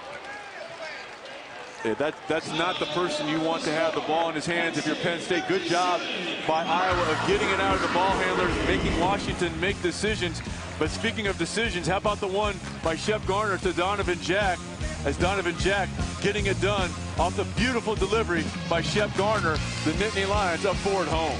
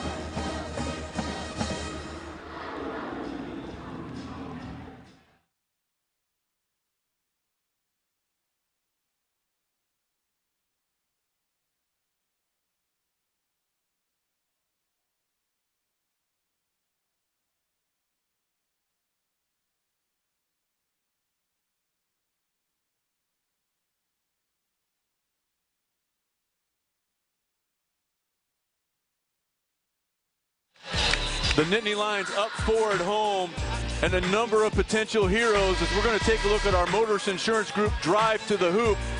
And two of these potential heroes on display. First, the guard play of Shep Garner. Watch right here. Watch where the bounce pass hits Donovan Jack. It's above the waist and allows his momentum to take him to the rim. He doesn't have to reach back for him. The pass leads him right into his shooting motion, and he's able to convert for our Motorist Insurance Group drive to the hoop. He was halfway up looking like, I'm going to try to dunk this. Then the contact came. It pops out of his hand, and it goes in for a pair. Beautiful delivery by Shep Garner. Now the Hawkeyes down 4 with 6:45 to go. Utah with 13, Jock with 18 to pace Iowa. Woodbury backs it out. 4 on the shot clock. Utah, the fadeaway 3. Not going to go, and the foul underneath. And that's the right call. Woodbury did a good job when that ball was in flight, Kevin, of getting the inside position. He went underneath the rim, then came back out, and Julian Moore knew he was beaten, grabbed a handful of Woodbury's jersey. Julian Moore sending Woodbury to the line. It's 2 free throws the rest of the way for Iowa. And remember, this is an Iowa team that on the year 72% at the foul line. They're now 16 of 22 from the stripe. You contrast that with the Nittany Lions, only 1 of 4. They're also in the bonus, Kevin. So if you're Penn State, hey, look, attack Iowa as well. 1 for 4 for Penn State, 0 for 1 in this half. They hit 7 threes in the first half, but just 3 of 11 in the second half, yet they still lead by 2 with 6:15 to go. Peyton Banks now. And Jack has an interesting, Donovan Jack has an interesting potential matchup right there with Woodbury with 3 fouls. He's got to go. Jack drives right by him and takes it in for 2. Woodbury couldn't do much with it. Nice recognition by Donovan Jack. There's Utah against Jack, and Donovan Jack, excellent post defense. The ball bounced up by Reeves, and Garner skies for it. Now Garner, the no-look pass to Reeves. He can't finish. Taylor's tip won't go, and Penn State keeps the possession. Oh, boy, smart play. Pull it out now. And Garner delivered in absolute beauty to Josh Reeves. That's the second time the freshman Reeves wasn't able to convert off a tremendous pass by Shep Garner. Just 1 for 5 is Reeves tonight. 12 on the shot clock. And a whistle away from the ball. Taylor was battling with Utah, and it's Taylor who gets his 4th personal foul. And that's the right call. In this regard, Kevin, neither player can dislodge the other. And I thought Taylor tried to dislodge Jared Utah. Not a popular call, but I think it's the right call. Big moment in this game. Isaiah Washington checks in. He's 1 for 5 from the floor. Brandon Taylor leaves. Taylor's been the leading scorer in the last 8 games. He's got 11 points and 8 rebounds, and he's on the bench at the 5:20 mark. Yeah, and he'll stay there till probably the next media timeout at the 4. So if you're Iowa, you have to take advantage. There's Jock on the baseline trying to do just that. The rebound to Washington. Right off the bench, he comes in, grabs the board. Now, the one thing, if you're Isaiah Washington, they're going to leave you open. And when you're struggling to shoot the ball, as Isaiah Washington is right now, you're open for a reason. Don't take the bait. Garner driving inside, looking for contact, and the ball knocked out of bounds by Iowa. To your point, though, not a bad decision by Garner to get inside. He knows if he's fouled, he's going to the line where he's been very good this year. And if you are Penn State right now, you have to understand the shot clock sitting at 12. No need to rush, but you also have to understand you have to get into your set pretty quickly. 8 to shoot. Garner looking for the Jack screen. Gazelle staying with him to skip over to Washington, who has to launch. That's not going to go, and a foul is going to be called. Banks and Jack were both there, and Peyton Banks picks up the personal foul, and that's his 3rd. Deep foul trouble right now for Penn State. Banks and Moore with 3. Reeves, Taylor, and Dickerson with 4. And what that over the back call does, in addition to compound the insult to the injury in terms of foul situation for Penn State, is it sends Iowa to the charity stripe with a chance to cut into this lead with the clock stopped. One of your two best free throw shooters at the line as well as Jock rolls the first one home. He is 7 of 8 tonight at the line. He has 19 points. Iowa has shot 24 free throws, Penn State 4. And Jock brings the Hawkeyes within 2. 59-57, Penn State by 2. You might want to try to isolate Donovan Jack again if Woodbury is guarding. And there's that situation. Woodbury with the 3 fouls, they cleared out that side of the floor and allowed Jack to get the ball on that left elbow in his strong hand. There's Washington trying to attack. Gazelle with the bump before the shot. And Mike Gazelle's second foul will send Washington to the line for the 1-and-1. 18th foul on Iowa, Sean. Washington, a 62% foul shooter, but if you are Penn State, that's what you need to do, especially with your leading scorer, Brandon Taylor, on the bench right now with 4. Front end is good from Washington. Just a 62% shooter at the line. His first attempt tonight. Not had a ton of chances, just 14 of 22.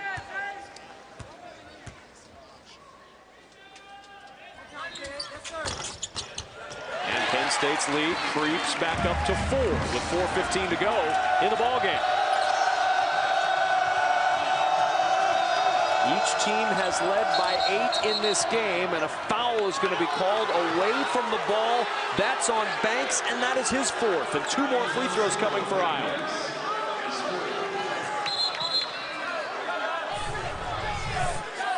And yeah, he had him. He had that inside or right arm. It wasn't on there for a long period of time, but he had that little mini hold on Utah, impeding his progress. And Utah, first miss at the night at the line for Utah. And that foul trouble really starting to become a major problem for Penn State. Look at all those with 4. Especially for Penn State, your bench is not all that deep, and Brandon Taylor checking in between foul shots. Coach Chambers figuring, hey, I've got to roll the dice here at home and trust my senior. Washington with 4 minutes to go in this one. A 3-point Penn State lead, trying to upset number 4 Iowa. Knock off the Big Ten leaders. Washington into the paint, and he draws the contact. He has been aggressively attacking since he came off the bench. And this Penn State team is getting some guys off the bench to help, including Donovan Jack. Well, Donovan Jack, they clear the side of the floor, understanding time and score. Woodbury in foul trouble, and defensively, Jack making his presence known. As a result, his Nittany Lions up 3 at home.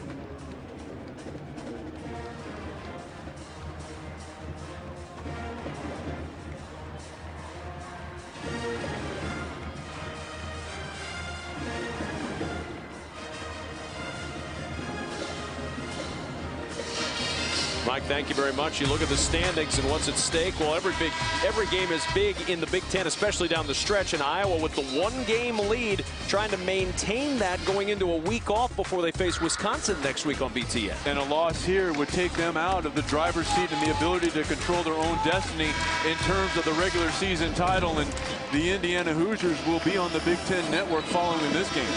Anything can happen on any night in the Big Ten Conference.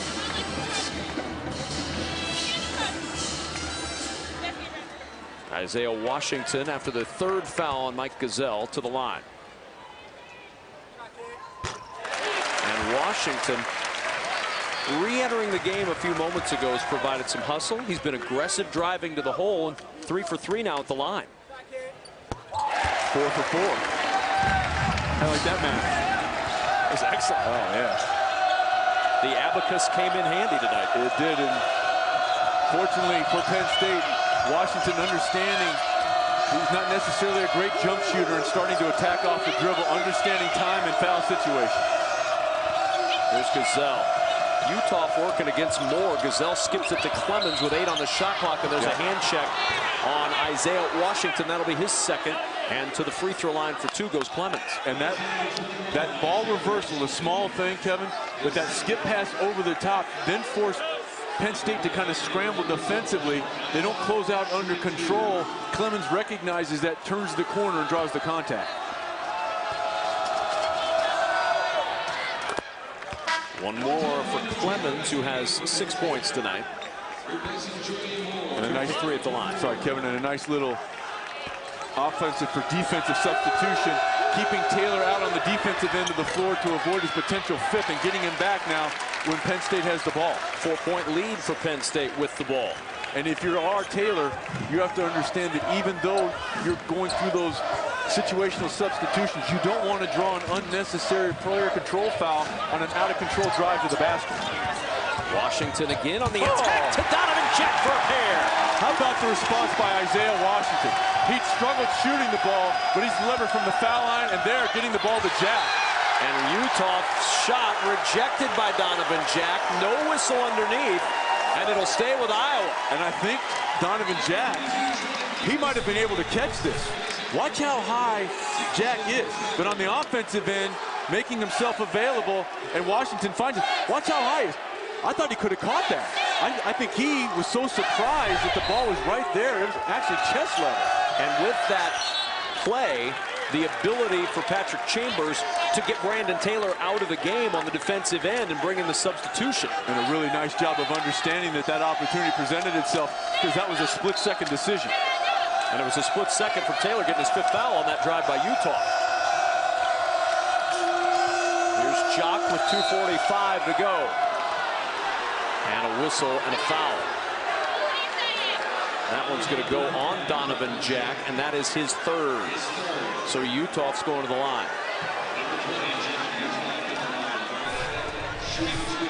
You know, Donovan Jack trying to battle Utah for position. No, about 4/5 of his job was done. He'd gotten Utah off that sweet spot. You know, there's just times where you have to kind of live to fight another day, and Jared Utah uncharacteristically struggling here from the foul line. Yeah, just 5 of 7, but both of his misses have come in the second half. Iowa 21 of 30 as a team, as the second goes to cut the lead to 5. Here's Garner with 2:45 to go. Penn State looking for the major upset. Smart play by Jack. Get in the middle. Now, with the floor being a spread, remember a few possessions ago, Kevin? They got Donovan Jack at that left elbow and let him attack Woodbury with those 3 fouls. Garner with 8 on the shot clock. Shep Garner wants to go. Utah picks him up on the switch. The kick in the corner. Open is Reeves. The shot no good, and Jock the rebound. 2:10 to go. Jock on the push, and it's intercepted by Washington. And a really smart play by Garner. His teammate was running the floor, and rather than trying to make a spectacular play, Garner slows it down and is going to force Iowa now to exert some energy defensively up 5. And they're standing here in State College. Last time they beat a top 5 team was on BTN when they knocked off Michigan a few years back. They're 145 from another top 5 win. Washington for 3. Not going to go. Taylor gets the tip of the putback. And that was made possible because of the activity of Josh Reeves. He kept it alive to allow Taylor to clean it up. Utah, ball fake, driving all the way to the rim, and he's fouled, and Iowa's going to get the chance to score with the clock stopped. The foul on Reeves, and Reeves has fouled out of the ball game. If you're going to pull an upset, it's the little things that make it possible. And the little thing right there was Josh Reeves, number 23, coming in. Watch right here with the left hand. He keeps it alive, tips it to Taylor for the conversion. The freshman Josh Reeves with a potential play of the day. And he is fouled out of this ballgame. And remember, Josh Reeves started tonight. Devin Foster not available. He averages almost 21 minutes a game, does Foster, but he's not here tonight after his girlfriend delivered a baby. And Reeves, a couple of weeks ago, was sidelined with mono. So you have to really give credit to him to be able to come out and play with this high level for the number of minutes that he has, and to have the courage and the fortitude to make that type of hustle play this late in the ball game. Very impressive. Yeah, he played 27 minutes tonight as Utah goes to the line. And Utah with 3 missed free throws in the second half. Now, if you are Penn State, you need to squeeze down, in particular on the inside player in this situation, Bear, on the far side of the lane. He's very active. And Utah 1 for 2. And he's got blood. Shep Garner has a bloody elbow. Training staff has a moment to get him taken care of. Iowa down the stretch, Sean, 0 for their last 4 from the floor. 2 of their last 9. They're staying in the game only at the free throw line, and even there they've had some ups and downs down the stretch. And turnovers, although Penn State has done a better job of tidying up that part of the ball game, turnovers have also allowed Iowa to hang around as the Nittany Lions closing in on 20 turnovers here at home. And on this situation, Washington has to understand he can run the baseline, and if you are Garner, you have to do whatever is necessary to get open here. And a whistle. And there's going to be a foul called before the inbound on Jared Utah. Utah with his first. And that is the 10th team foul. And so now Penn State will get 2 free throws the rest of the way. And it's Brandon Taylor. Don't forget, coming up next, Super Wednesday continues as Nebraska hits the road to take on 22nd ranked Indiana. And Indiana, a couple of weeks ago, came in here into State College and also left with an L. And Iowa, right now, 1 minute and 25, if they're not able to overcome this Penn State lead, kind of condemning themselves to the same fate. And Taylor, absolutely fearless at the line, 8-point lead. Utah the 3, and that's good. That's big time. What a bucket for Iowa as Utah brings the Hawkeyes within 5, and a timeout taken by Fran McCaffrey in Iowa.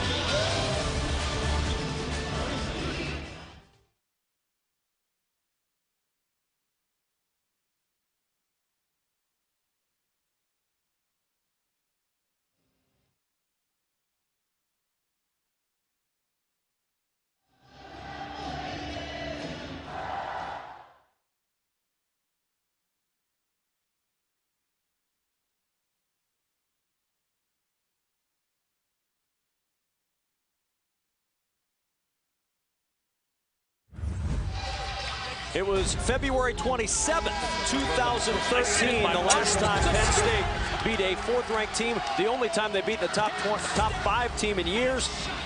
And that was an 84-78 win on February 27th of 2013.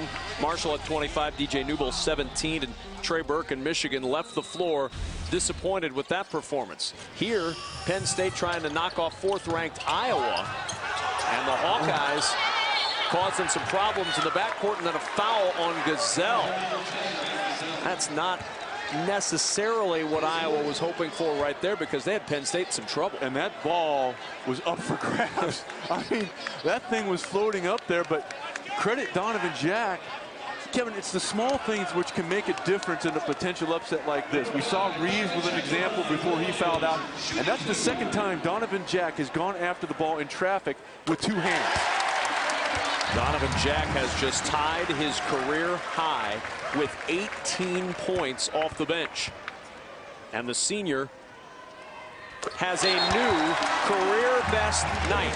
19 points against 4th-ranked Iowa. And how about the job that Coach Pat Chambers has done since Brandon Taylor got his 4th foul, utilizing that situational substitution, offense for defense.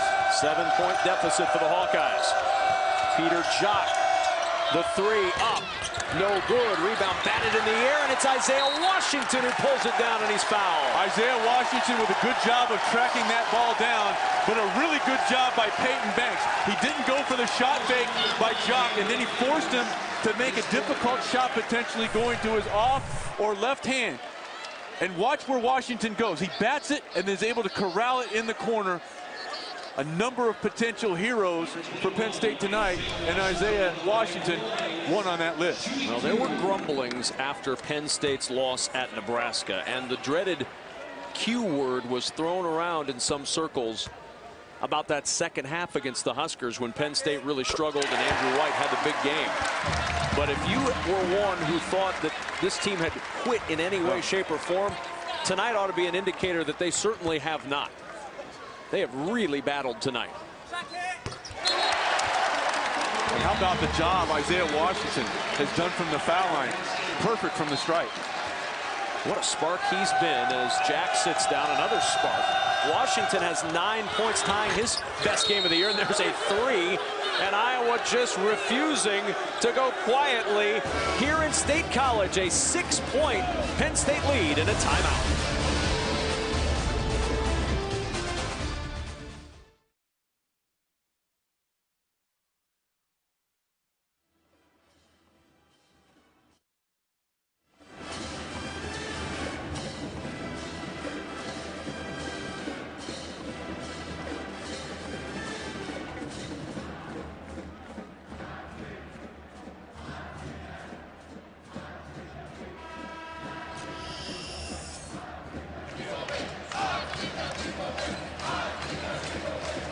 During this Iowa timeout, our officials have gone over to check the monitor. Was Mike Gazelle's 3 a 3? He's over there, but he's not shot it yet. That looks like a 3. That looks like a 3. From that angle, I would say the call was correct on the court. But they're doing the right thing. Take a look at it. They want to look one more time. Obviously, it means a great deal. 1 minute to go, and a 3 by Mike Gazelle, his first 3 of the night, to bring Iowa within 6. And Gazelle, in that possession, and a couple possessions ago, fellow senior Jared Utah with big-time 3s to keep Iowa in this ballgame.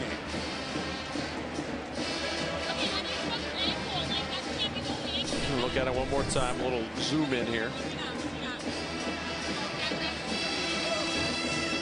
Yeah, I think that's a 3. Yeah, he's behind. And it is indeed a 3. Everybody's looked at it. Everybody's satisfied. A 3 is the call for Gazelle.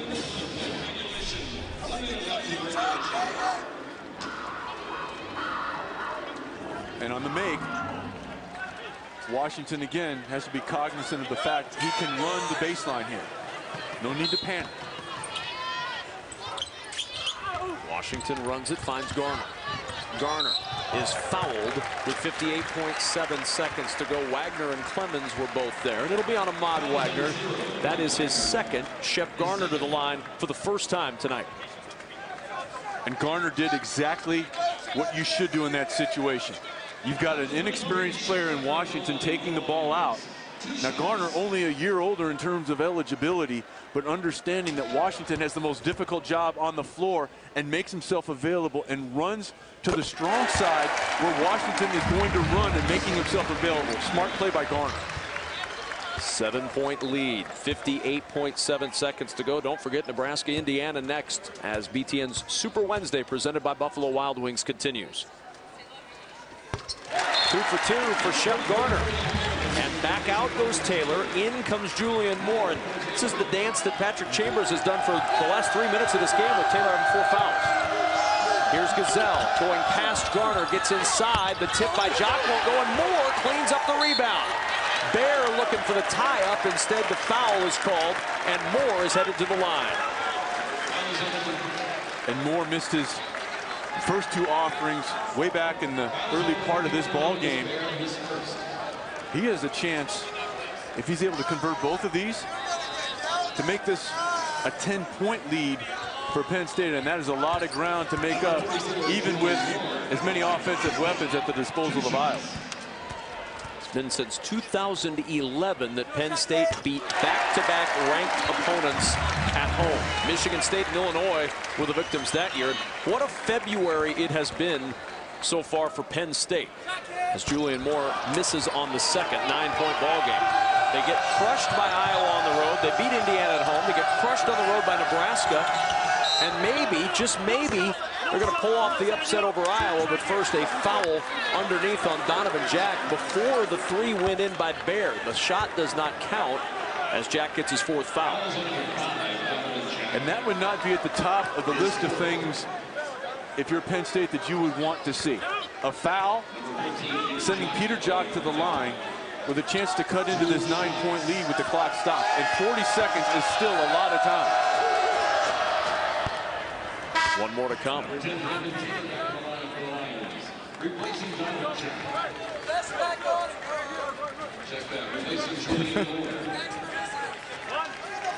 Now tonight with 21. And it's Julian Moore rather than Donovan Jack that exits the ball game. Jock goes 2 for 2 on that trip. And in comes Christian Williams for the first time tonight. Yeah, and Christian Williams is in there for one reason. He's going to give the foul. Isaiah Washington, the inbound to Taylor, and Taylor is fouled, as you mentioned. Williams came in to use one of his 5 requisite fouls, which he does.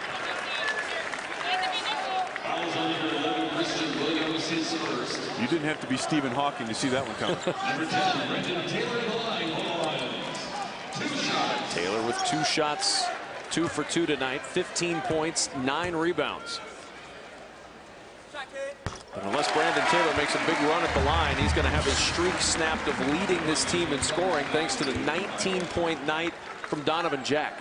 If this lead holds, the person that will care the least about that is Brandon Taylor. Yep. Inbound to Gazelle. 35 seconds to go. Hawkeyes looking for a miracle now. Utah trying to provide one from 3, not going to go. Gazelle, the offensive rebound. He'll back it out to Jock, who will launch the 3, and he'll hit. Peter Jock hits the 3, and Iowa not dead yet. Down 6 on the road. That is a very difficult shot for a number of reasons. You have a defender running right at you, but what made that 3-pointer good, watch the follow-through on Peter Jock. Watch the fish hook right there. He stays with it all the way to the bottom of the well. That is a big-time reptilian 3 from Peter Jock. That is a beautiful follow-through.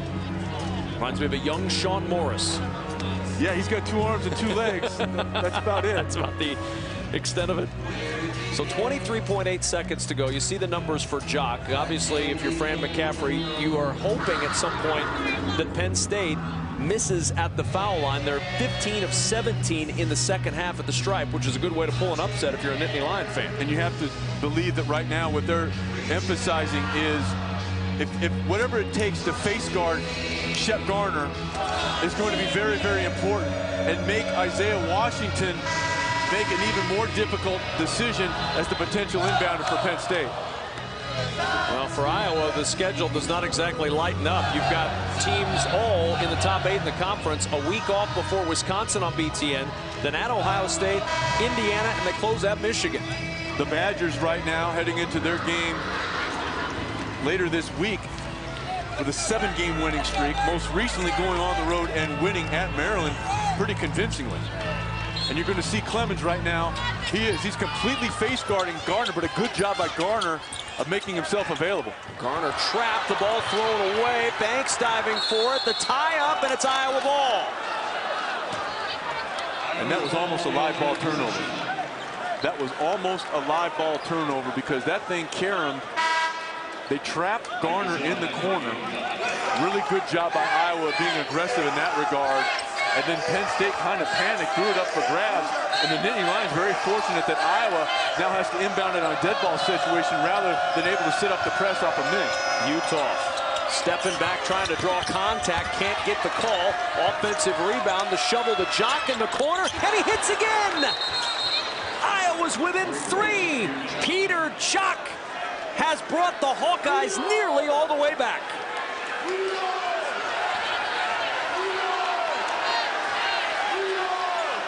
Now, Iowa does not have a timeout, but they're going to look at this to make sure it was a 3. So this is a break for Fran McCaffrey. You also have to wonder, I didn't see anyone from Iowa signal timeout, which would be devastating for Iowa in this situation. I mean, that's a technical, and it could essentially end this ball game. But Peter Jock, good job by Donovan Jack of maintaining verticality, forcing a difficult offering. But Jock there's no question, that's a 3. And he follows up a 27-point performance last time out versus Minnesota. Was that 28 for him now? He now has 28, yes. No one called timeout. They were checking the clock. 7 seconds to go. No technical foul. And the most important player on the floor right now is number 21 for the Penn State Nittany Lions. He is the only player right now that has the entire play in front of him for his squad. And a foul before the inbound. I think Taylor may have been held by Ahmad Wagner, and that'll send Taylor marching to the other end to the line. Nebraska, Indiana still to come, but what a finish here in State College. And make or miss, expect Penn State to give a little token pressure, right? And force Iowa to burn whatever remaining time may be at their disposal. Maybe even if it's a second, that's huge if you're Penn State, to force them to go east and west, even ever so slightly, rather than a direct north line dribble up the floor. And one more coming for Taylor. He's perfect tonight at the line. 5 for 5, 18 points, 9 rebounds.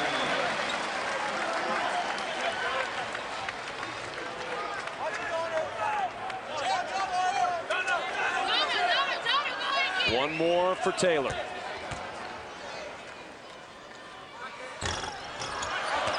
Woodbury the rebound. Iowa's got to hustle. They're down 4. Clemens has to shoot it. It's stripped out of his hands by Garner, and Penn State has knocked off 4th-ranked Iowa in Happy Valley.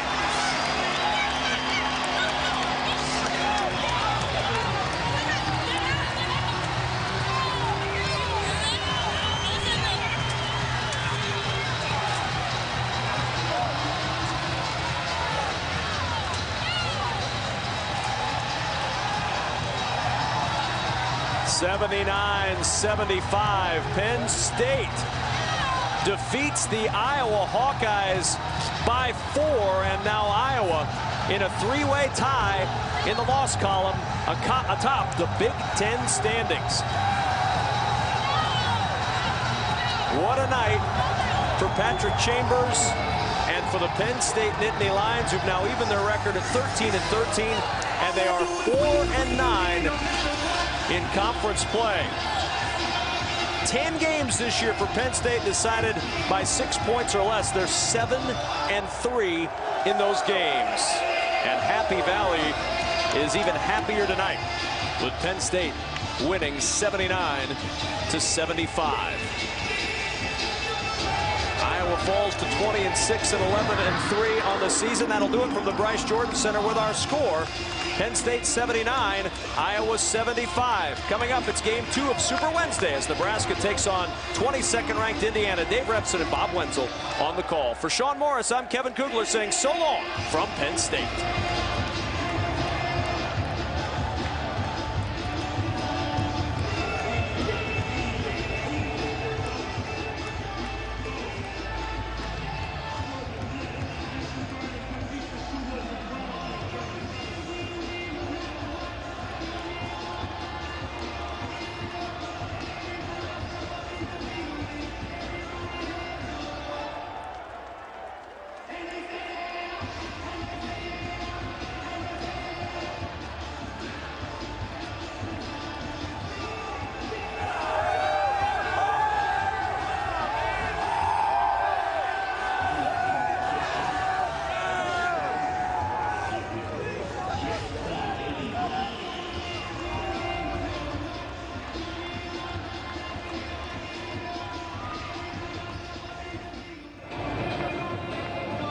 Yeah, I'm here.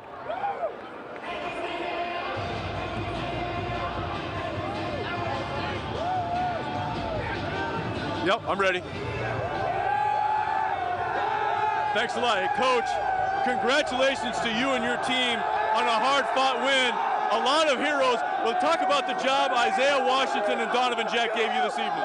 Those two guys really stepped up without Devin Foster being here to be able to play. Congratulations to Devin. I'm really proud of these guys. After what happened in Nebraska, we came back and we worked extremely hard the last 3 days. Shep Garner got it going from behind the arc, but I thought his ability to deliver the basketball also very impressive. How important was it for him to have this type of game? When he started out the game 4 for 5, it just makes the offense look so much better, doesn't it? I always said, you and I talked about it at a walkthrough, when you make shots, things look a little bit better, and our defense was a little bit better. Last time we played them, they scored, I think, 45 points us in the first half. We held them to 31. So Shep gives us that little train that could, making shots and serving everybody up. Another guy that continues to impress in his senior season is Brandon Taylor. He battled foul trouble, but he provided some leadership for you, both verbally and non-verbally, didn't he, tonight? I was really proud of Brandon's leadership out there. There's no doubt about it. It was tough for him to get his 4th foul. He's playing really well. He was helping us out on the defensive end, doing a lot of talking. He made timely shots, made great free throws. That's what he's done. I told you today, he brought this team in on Sunday, and he wasn't standing for it anymore. That's what you're proud of most. Coach, you should be proud of this team. Go enjoy it with them. Congratulations. Thanks, Sean. Guys.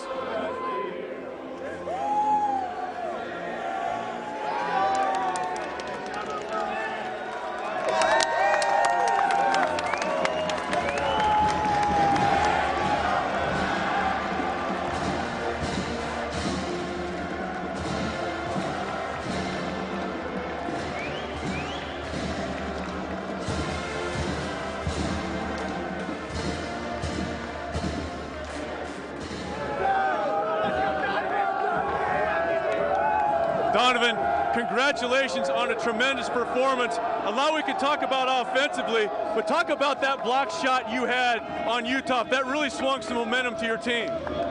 I saw him going baseline. I knew he liked to spin back, and I was just trying to help out my teammate B-team just come over. I timed it perfectly, so that was all. You did a really good job around the rim, making yourself available. But talk about the dribble drive when it looked like the team cleared that left side of the floor, and you were able to take it to Woodbury with the left hand. Hey, I kind of saw, knew the clock was running down, and I just ripped it and went, and just what was going to happen was going to happen. And if I went strong, get a foul or get a layup, so one of the two. You're a senior. You've seen a lot here during your time in State College. How rewarding is it for you and your teammates to see all that hard work come to fruition? There's been many times you've been in this situation just not able to close it out. Yeah, I mean, it's big for us. Hopefully big momentum. We've been in so many close games over the years. You know, finally pull out one is a big one for us. So. You're a senior, but let's talk about the job that you got from Isaiah Washington tonight. He struggled shooting the ball, but hit some big free throws down the stretch for you.